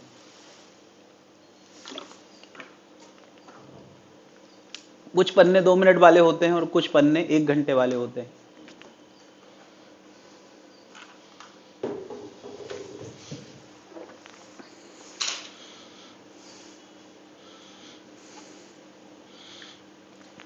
थोड़ी देर पहले मैंने एक फॉर्मूला बताया था वेव स्पीड का। क्या पढ़ाया था? v बराबर न्यू लेमडा। अच्छा, फ्रीक्वेंसी होता है ओमेगा बाई 2 पाई और लेमडा होता है 2 पाई बाई के। नहीं पढ़ा अभी? अरे के बराबर 2 पाई बाई लेमडा पढ़ा है, तो लेमडा बराबर क्या हो गया? 2 पाई बाई। तो क्या बताया? ये फॉर्मूला ओमेगा बाई के भी आ गया। मैंने स्पीड के दो फॉर्मूले बताए थे, न्यू लेमडा और ओमेगा बाई के, दो जस्टिफाइड हो चुके हैं।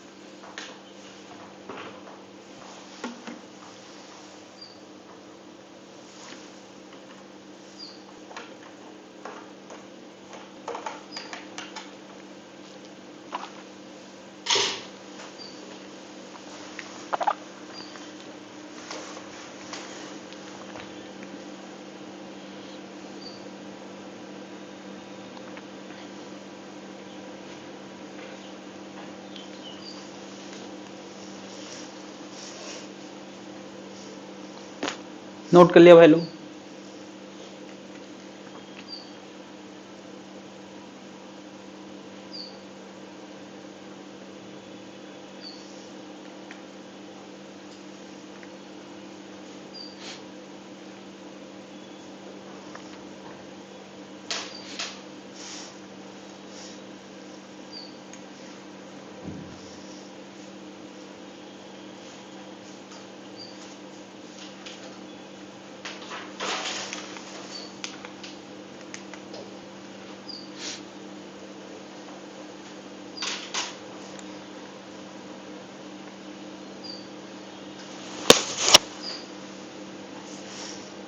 यार फेज चाहिए था y लाने के लिए, तो हम फेज के पीछे पड़े हैं। फेज किसी भी पार्टिकल का बताना हो किसी भी टाइम पे, तो ये फेज का तरीका है, और फेज आ गया तो y आ गया। बात क्लियर है भाई लोग? तो यार ये इक्वेशन और एसएचएम इक्वेशन बस इतना ही अंतर है कि वहां ये टर्म नहीं हुआ करता था, और वहां जरूरत ही नहीं थी। एक ही पार्टिकल था तो उसका एड्रेस देने की जरूरत, यानी सोचो यार कि एक गांव ऐसा हो कि जहां एक ही घर हो, तो बस विलेज का नाम लिख दो, पत्र उसके पास पहुंच ही जाएगा, उसमें इंसान का नाम लिखने की जरूरत। अब यहां माइनस इनफाइनाइट से प्लस इनफाइनाइट तक हजारों लाखों पार्टिकल हैं, तो उसका लोकेशन बताना पड़ेगा किस एक्स वाले पार्टिकल का और किस टाइम पे। बात क्लियर है?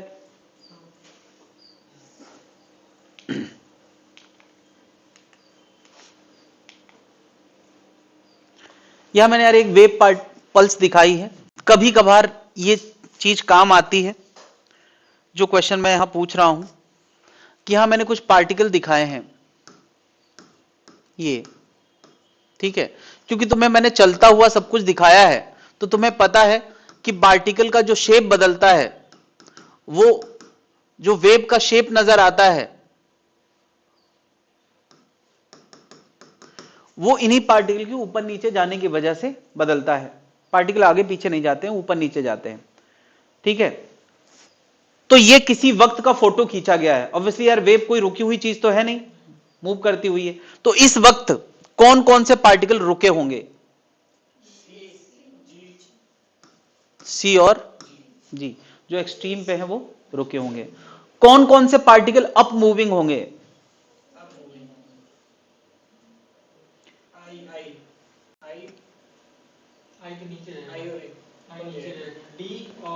तो यार इसका मैं एक टेक्निक बताने वाला हूं, फीलिंग अक्सर गलती होती है। तो मैं क्या करने वाला हूं, इस वेव का अगला फोटो इमेजिन करने वाला हूं। यार ये एक वेव है और मैंने कहा ये राइट मूविंग है, तो इसका अगला फोटो ऐसा होगा। क्या ये वेव खिसक जाएगी अपनी जगह से? तो ये उसका क्या है, अगला फोटो। बस जैसे ही अगला फोटो बनाओगे तो तुम्हें समझ में आ जाएगा कौन सा पार्टिकल कहां जा रहा होगा। मुझे बताओ, अगर अगला फोटो ऐसा बना है तो ये फोटो पार्टिकल ने ही बनाया है कि नहीं? तो ये कहां गया होगा, ऊपर। ये कहां गया होगा, ऊपर। नहीं गया होगा। एफ कहां गया होगा, नीचे। जी नीचे गया होगा लेकिन उस पल रुका था, इसलिए हम उसकी चर्चा नहीं कर रहे हैं। डी नीचे गया होगा, ई नीचे गया होगा, और बी ऊपर गया होगा, और ए भी ऊपर गया होगा। क्या जनता समझ पा रही है? क्या मैंने ये ओरिजिनल डायग्राम था उसको थोड़ा सा खिसका के दिखा दिया है, क्योंकि अगला फोटो यही बनेगा, और फोटो बनाने में उसी पार्टिकल के ऊपर नीचे अलाइनमेंट होते हैं, वो कोई इधर उधर नहीं जाता है। तो मैं अब गारंटी से कह सकता हूं कौन अप मूविंग है, जनता बताए कौन कौन अप मूविंग है? ए, बी, एच, आई। सी मत लिखो, सी भी ऊपर जाएगा, मगर उस वक्त वो नहीं चल रहा था, इसलिए मैंने उसको रेस्ट पे काउंट किया है। कौन कौन नीचे जा रहा है? डी। क्या जनता समझ पा रही है? ये भी एक क्वेश्चन है जो तुम्हें फील हो सकता है, बस एक ही तरीका है कि कौन थोड़ा सा खिसका के बना दो। क्या जनता समझ पा रही है? मैं एक और डायग्राम बना रहा हूं फिर से। चलो मैंने ऐसा डायग्राम बनाया है, ठीक है, कोई दिक्कत है इसमें? और ये लेफ्ट मूविंग वेव है। मैं फिर से पार्टिकल ड्रॉप इसमें मार्क कर रहा हूं, ए, बी, सी, डी, ई, जी, एच। पिछली बार गिनती कुछ भूल गया था क्या मैं? जी टॉप में आया था यार पिछली बार। आपने स्मॉल और कैपिटल नहीं, ई नीचे था, ई नीचे आएगा। ठीक है चलो, नई गिनती सही। आई, जे, इतने सारे पार्टिकल मैंने बनाए, ठीक है। ये लेफ्ट मूविंग है भाई। Which of following are at rest?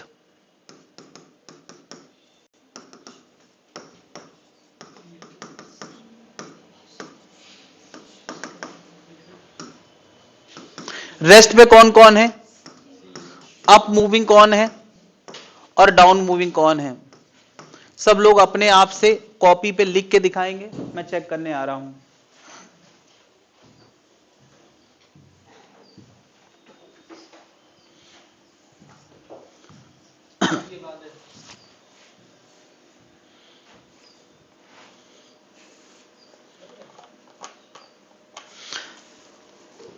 दिखाएं,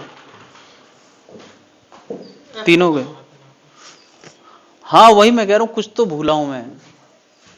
हाँ यार, ई के बाद एफ आता है यार, बचपन में पढ़ा था, भुला दिया। ये जी है, ये एच है, और ये आई है, सॉरी। ई के बाद सीधे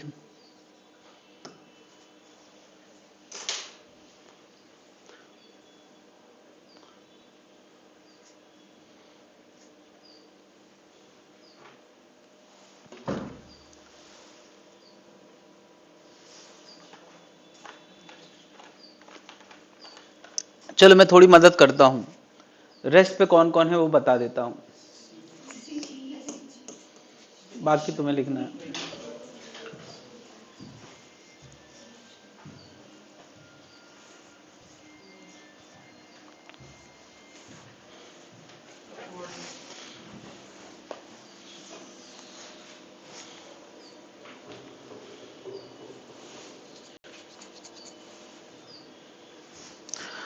तो इस वेव का अगला फोटो बनाना पड़ेगा, तभी हम तय कर पाएंगे।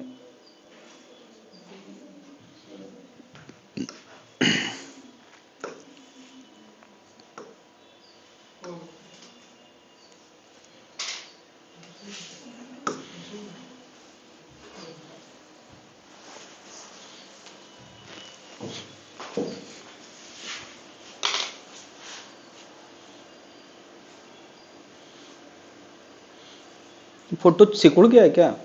फिर तो फोटो खिसकाना है, सिकोड़ना नहीं है। सही नहीं खिसकाया फोटो, फोटो सही नहीं खिसकाया। सही खिसकाओगे नहीं तो सही आएगा कहां से? फोटो सिकुड़ थोड़ी जाता है, और वेव जितनी है उतनी रहेगी, बस खिसका के बनाओ थोड़ा सा। बेटा ये राइट मूविंग थी, तुमने लेफ्ट मूविंग थी, तुमने इसको खिसकाया किस तरफ है?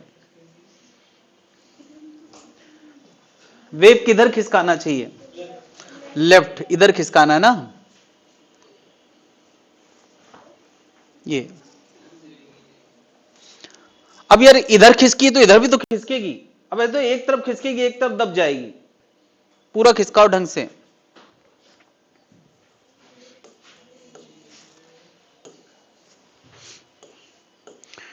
वेव का फोटो नहीं बदलना यार, बस उसको खिसका के बनाना है। ये बन गई अगली फोटो, ठीक है, हो गया यार। दिखाओ किसका हो गया। सब गलत ही दिखाई क्या?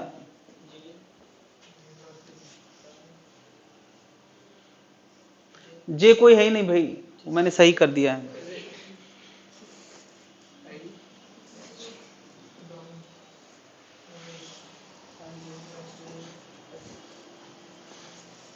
अरे अब तो दिख गया ना भाई।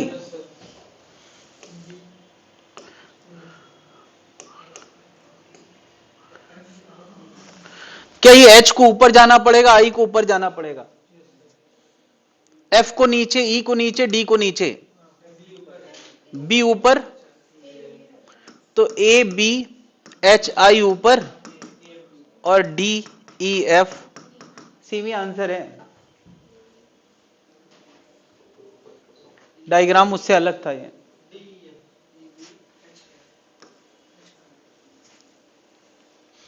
कितनों ने कर लिया यार ये? देख लो, आराम से समझा लो अपने आप को। कोई दिक्कत है भाई लोग? यही क्वेश्चन आ जाए, क्योंकि तुमने चलता हुआ डायग्राम देखा तो थोड़ा तो विजुअलाइजेशन होना चाहिए कि अगला फोटो कैसा बनेगा। क्लियर है? मैं यहां पर अब किसी एक पार्टिकल की फेज पे इंटरेस्टेड हूं। बताओ इस पार्टिकल का डेल्टा कितना? डेल्टा क्यों कह रहा हूं? क्योंकि डेल्टा होता था t बराबर 0 पे x बराबर 0 वाले का फेज। t बराबर 0 का फोटो मैंने दे रखा है, ये सारे फोटो किसके हैं? t बराबर जीरो के, और जो पार्टिकल x बराबर जीरो पे है उसका फेज मैं पूछना चाह रहा हूं, उसका फेज मैं पूछना चाह रहा हूं। सॉरी, थोड़ा खिसकाना पड़ेगा।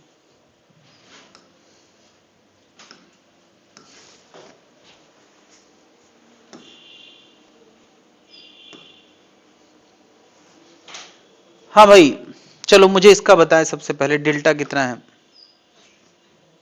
बताएं। इस पार्टिकल का फेज कितना है?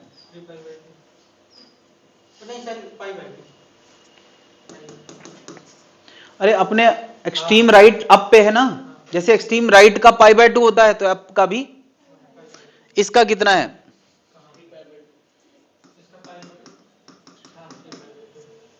ये अपने एक्सट्रीम डाउन पे है,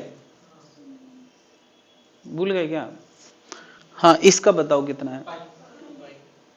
हम्म,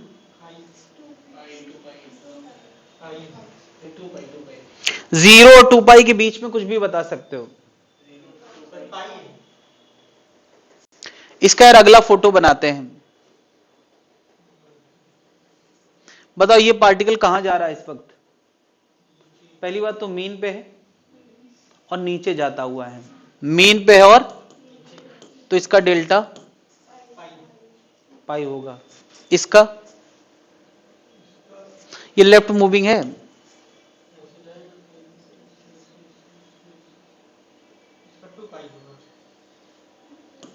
ये मीन पे है और ऊपर जाता हुआ है, तो हम 2 पाई लिख सकते हैं या 0 भी लिख सकते हैं। इसका a/√2 ऊंचाई पे है,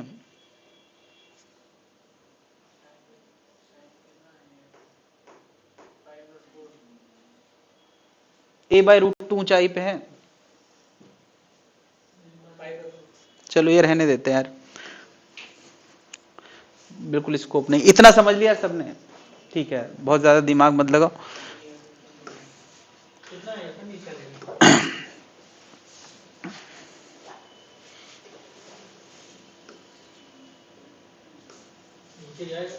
हम्म, 135 डिग्री, इतना क्लियर है यार, क्योंकि वो नीचे जाता हुआ है।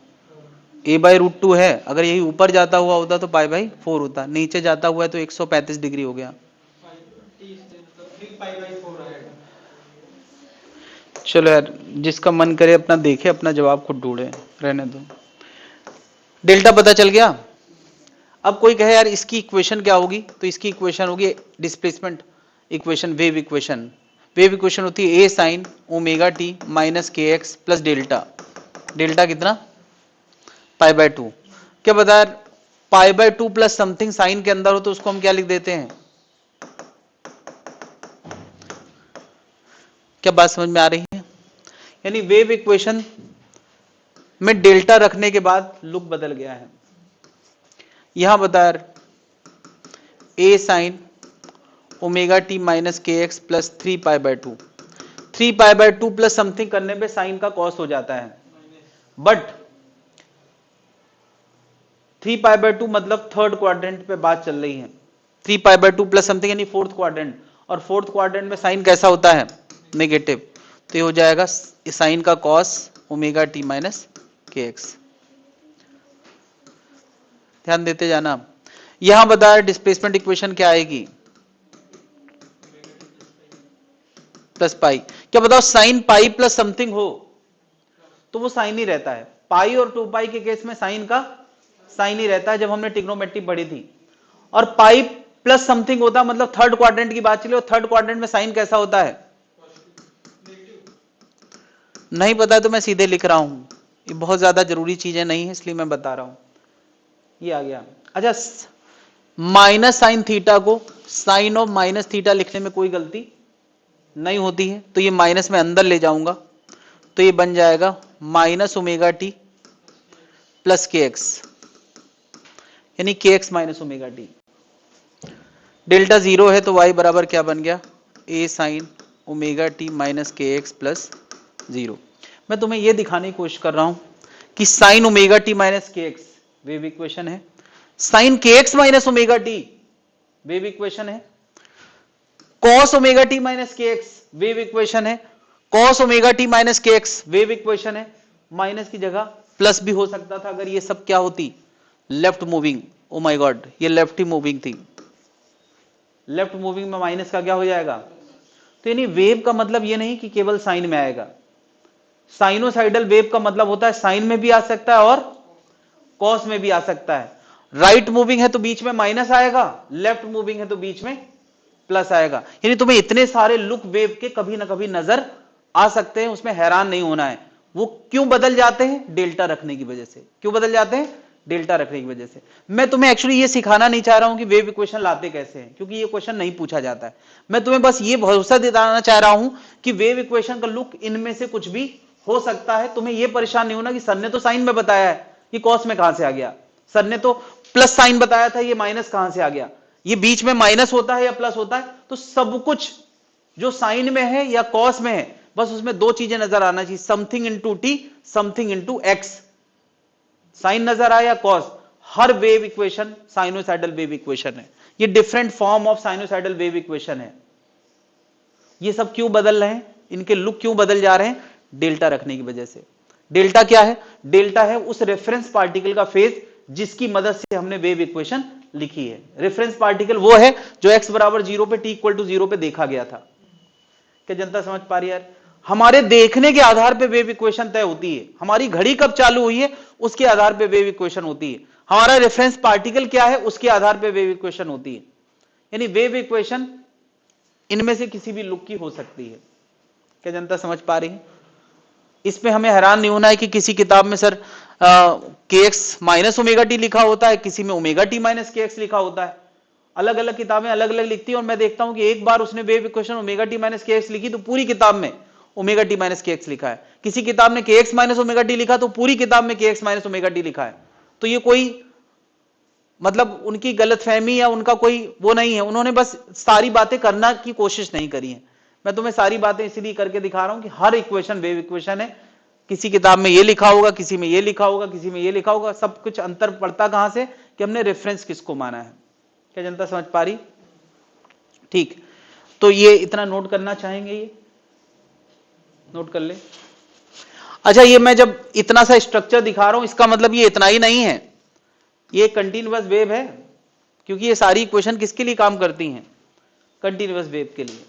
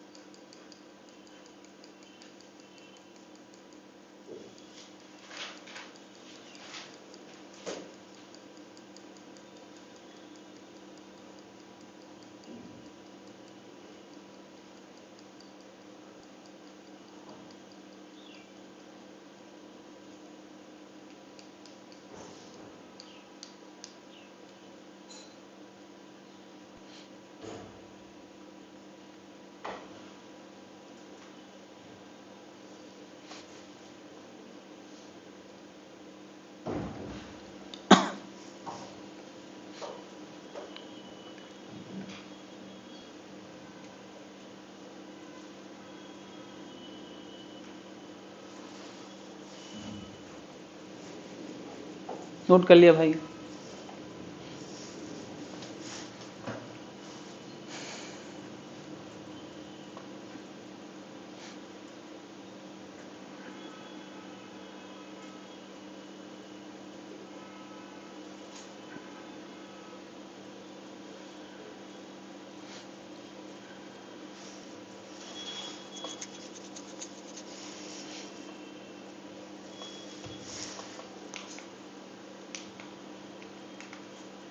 नोट कर लिया भाई लोग? एक क्वेश्चन मैं दे रहा हूं, स्टेप वाइज थोड़े थोड़े क्वेश्चन पूछे गए हैं, तुम्हें देख के बस एक एक चीज सोचते जाना है और आगे बढ़ते जाना है।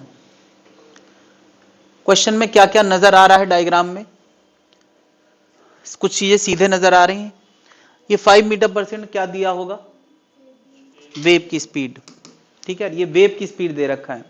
इतने सारी चीजें पूछी गई हैं, फॉर्मूले लगा के निकाल के देना है। जो अब तक फॉर्मूले आए हैं उन्हीं में से कुछ कुछ लगाना है।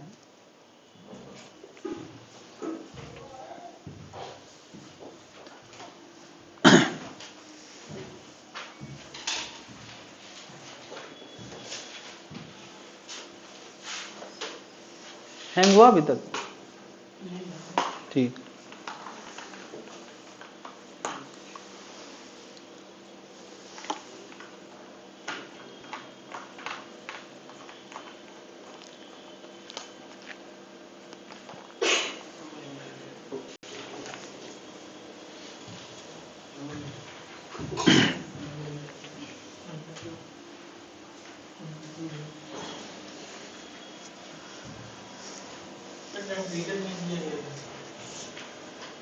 एम्पलीट्यूड दे रखा है, किसी को नजर आ रहा है भाई?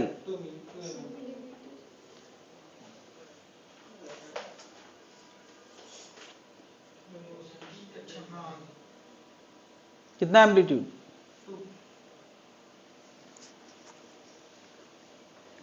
कितना? 2 माइक्रोमीटर सेंटीमीटर? हाँ, अपने मन से बताना है।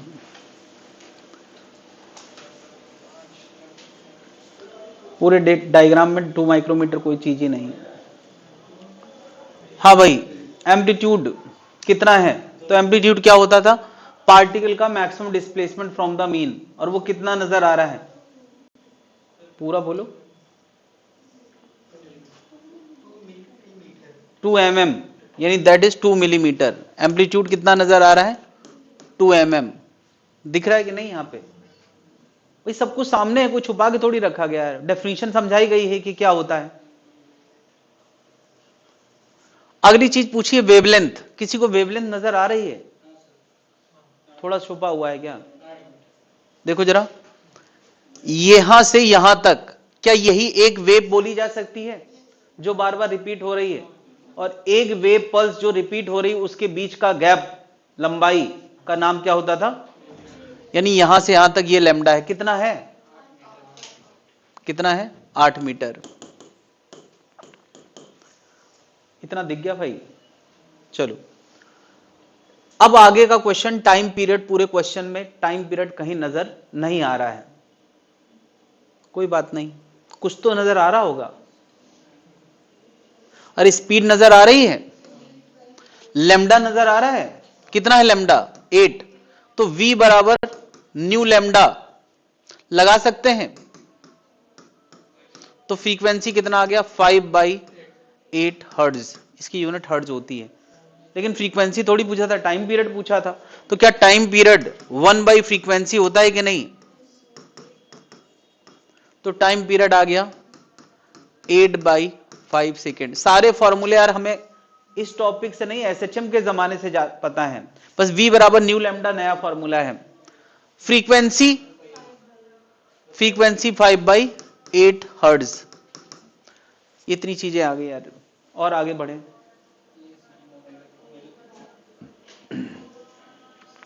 एंगुलर फ्रीक्वेंसी का सिंबल क्या होता था? ओमेगा लाना है। ओमेगा,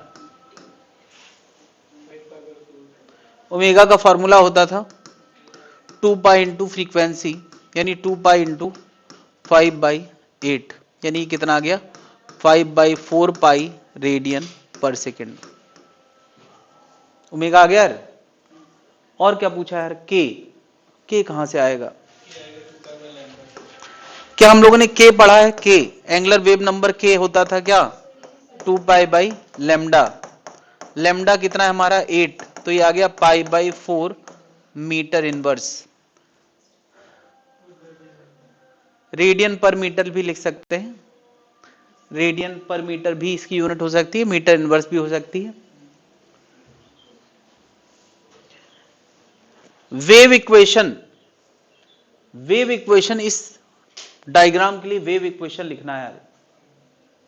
कैसे लिखोगे यार वेव इक्वेशन? यार वेव इक्वेशन क्या होती है? y को x और t में लिखना, और उसका स्टैंडर्ड लुक होता है a sine omega t minus k x plus delta into ए। तो यार जितने भी ये खाली जगह तुम्हें नजर आ रहे हैं, ये और ये भर दो, यही वेव इक्वेशन है। फिल इन द ब्लैंक्स, खाली जगह भरना है सबको। सब लोग भरे, क्या क्या भरोगे यार? सबसे पहले एम्पलीट्यूड भरेंगे। एम्पलीट्यूड की जगह क्या लिख दें? 2 mm, पूरा लिखें 2 mm। के की जगह क्या लिखेंगे? हाँ, के की जगह आएगा π/4 मीटर इनवर्स, सॉरी, के की जगह आएगा π/4 मीटर इनवर्स। यार ये मीटर इनवर्स भी लिखा जाता है ताकि हमें पता चले कि यूनिट क्या है। टी के बगल में क्या लिखा जाता है? ओमेगा।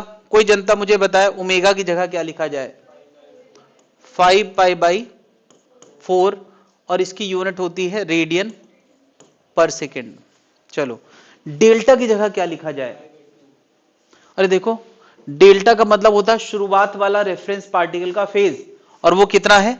π/2। ये हो गया यार पूरी वेव इक्वेशन। तुम चाहो तो साइन π/2 प्लस समथिंग को किस में लिख सकते हो? कॉस में लिख सकते हो।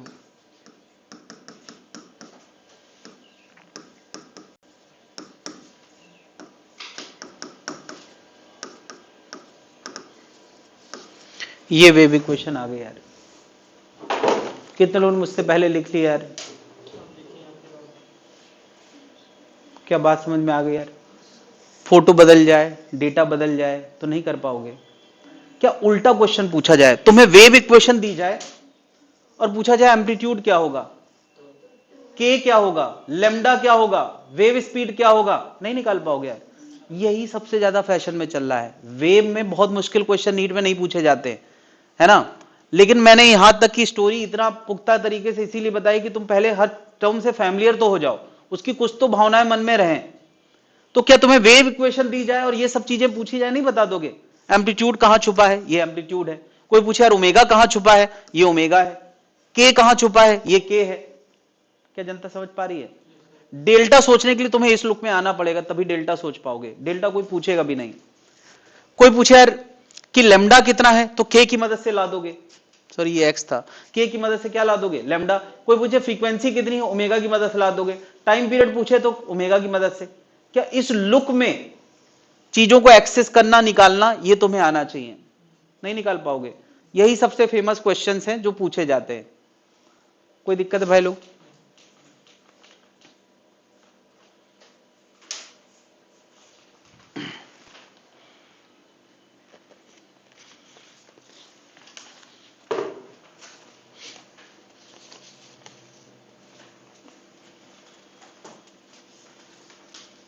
क्वेश्चन नंबर 11, 11वां क्वेश्चन देखे जरा।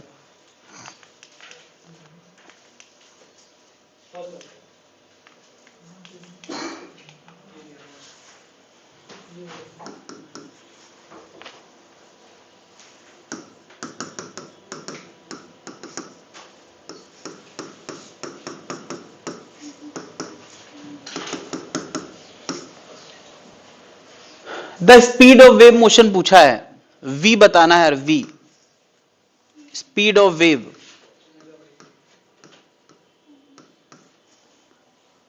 वेव स्पीड जल्दी से निकाल के दें यार। वेव स्पीड के हमने दो फॉर्मूले पढ़े हैं, न्यू लैम्डा या ओमेगा बाई, किससे करना ज्यादा अच्छा रहेगा? ओमेगा बाई, क्योंकि ओमेगा के तुरंत नजर आ जाते हैं। टाइम के बगल में क्या होता है? ओमेगा। एक्स के बगल में क्या होता है? के। तो क्वेश्चन खत्म। ओमेगा 600 है, के 2 है, तो वी कितना आ गया? 300। सब कुछ स्टैंडर्ड यूनिट में है तो मीटर पर सेकंड में आ जाएगा। है आसान? कोई दिक्कत है भाई? Question number 12।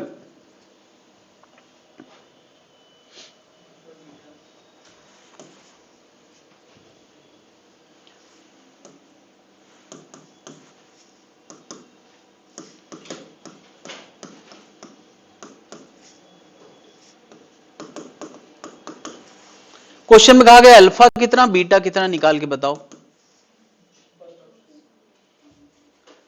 तो यार अल्फा क्या मतलब, अल्फा क्या पूछा है इन्होंने, अल्फा लिख दिया तो क्या के पूछा है, अल्फा यहां के है।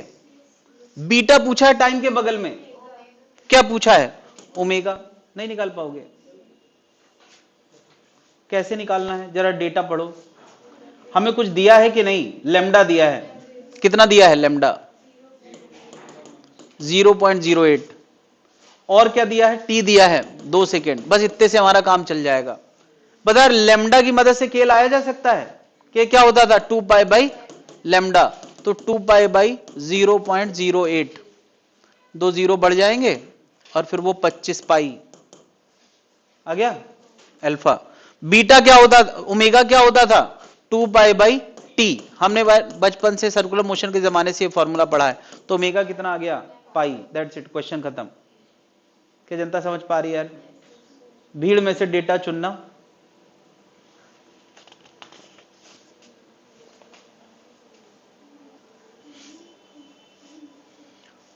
क्लियर भाई लोग।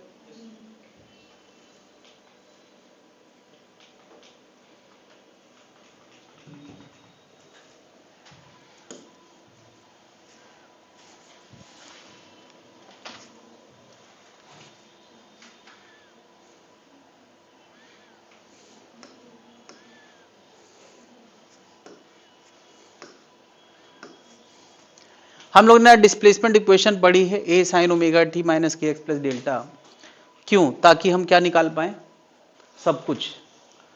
सब कुछ याद है, हम लोग ने एसएचएम में पढ़ा था सब कुछ। वेलोसिटी v होता है डिस्प्लेसमेंट का डिफरेंशिएशन, क्या वहां dx बाई dt लिखते थे, यहां में dy बाई dt, वहां x में एक्सेलेरेशन होता था, यहां वहां भी y में हो सकता था। तो बता इसका डिफरेंशिएशन करके क्या फॉर्मूला आता था, मैं सीधे लिख रहा हूं यार, ए ओमेगा कॉस समथिंग आता था, और फिर वेलोसिटी को हमने एक और फॉर्मूले में लिखा था, velocity as a function of displacement, याद आया। एक्सेलेरेशन का फॉर्मूला डबल डिफरेंशिएशन से आता था, यानी इसका एक बार और डिफरेंशिएशन क्या आता था, कोई मुझे बताया एसएचएम में, ए ओमेगा स्क्वायर माइनस का साइन समथिंग, याद है यार। यार मैं सीधे एसएचएम कॉपी पेस्ट कर रहा हूं और कुछ है ही नहीं। इसी को अगर हम डिस्प्लेसमेंट के फंक्शन में लिखना चाहे तो क्या होता था, क्या ए साइन की जगह वाई आ जाएगा, आ गया एक्सेलेरेशन, ठीक है यार।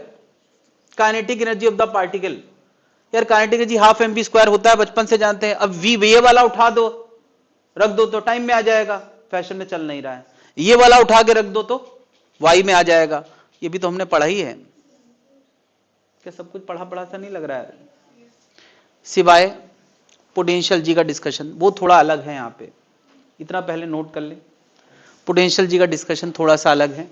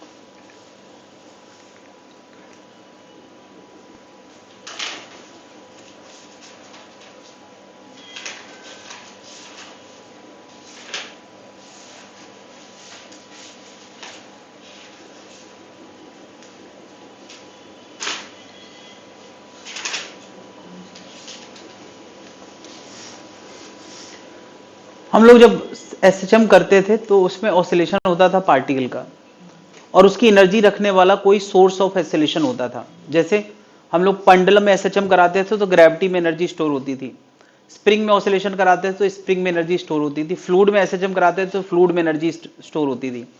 यानी वहां पे पार्टिकल की एनर्जी कोई और रखता था, पार्टिकल नहीं रखता था। क्या जनता समझ पा रही है? लेकिन जब वेव चलेगी तो वेव में ऑसिलेशन के दौरान हम ये नहीं कहेंगे कि यहां इस पार्टिकल के ऑसिलेशन की एनर्जी कोई और रखेगा, इस पार्टिकल की एनर्जी ये खुद रखेगा। जब वेव नहीं चल रही थी तब ये इतनी जगह पे कोई पार्टिकल आता था, पार्टिकल मतलब कोई छोटा सा मास इमेजिन करें। लेकिन जब वेव चल रही होगी तो क्या वो उतनी जगह पे फिट हो रहा है या वो ज्यादा जगह ले रहा है? कहीं कहीं ज्यादा, कहीं कहीं उतना, कम तो कहीं नहीं है। मैं ये बात समझाना चाह रहा हूं, चला के दिखाता हूं मैं तुम्हें कि जब वेव चल रही थी, क्या तुमने गौर किया है कहीं कहीं पार्टिकल दूर चले गए थे और कहीं कहीं पार्टिकल पास आ गए थे।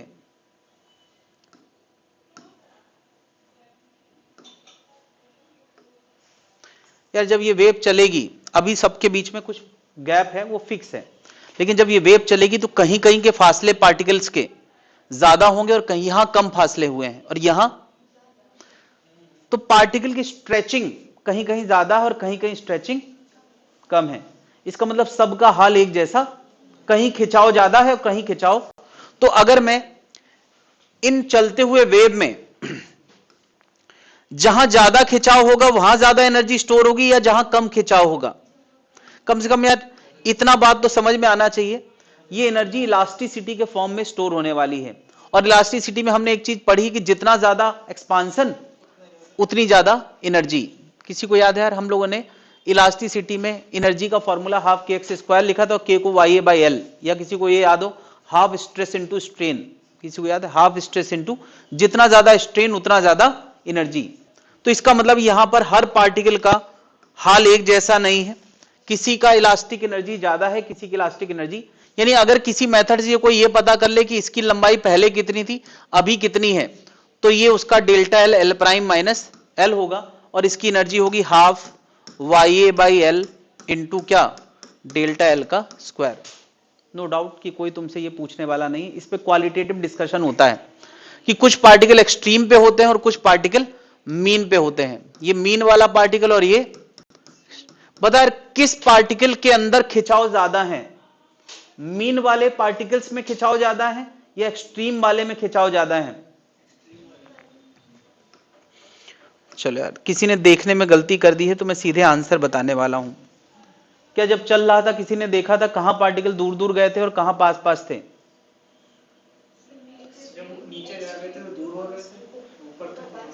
जब वो मीन से पास कर रहे थे तब दूर हो रहे थे, नीचे जाने ऊपर जाने नहीं, जो एक्सट्रीम पे थे उनके फासले कम थे।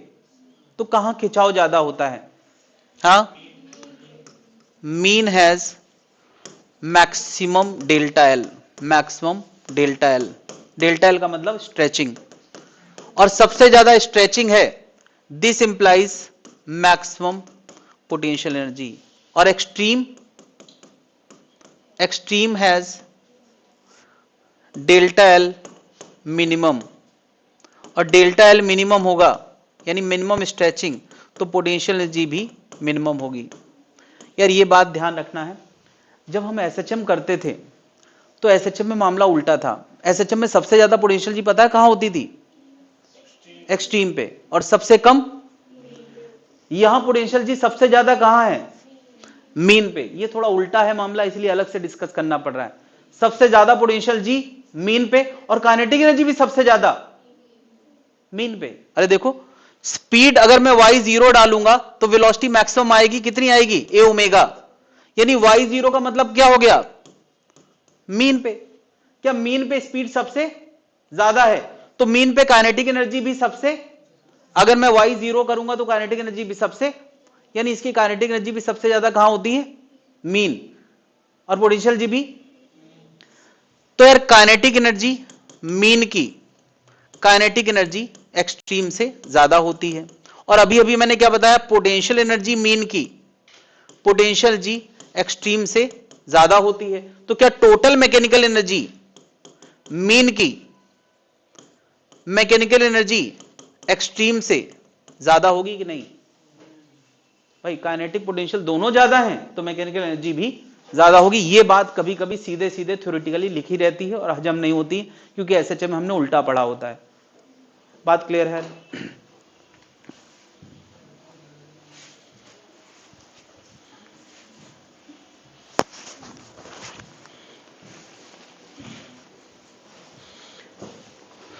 एसएचएम में वो एनर्जी भले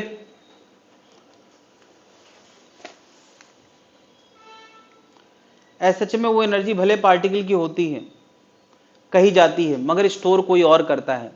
यहां खुद ही की होती है और खुद ही स्टोर करता है, इसलिए ये अंतर आया है।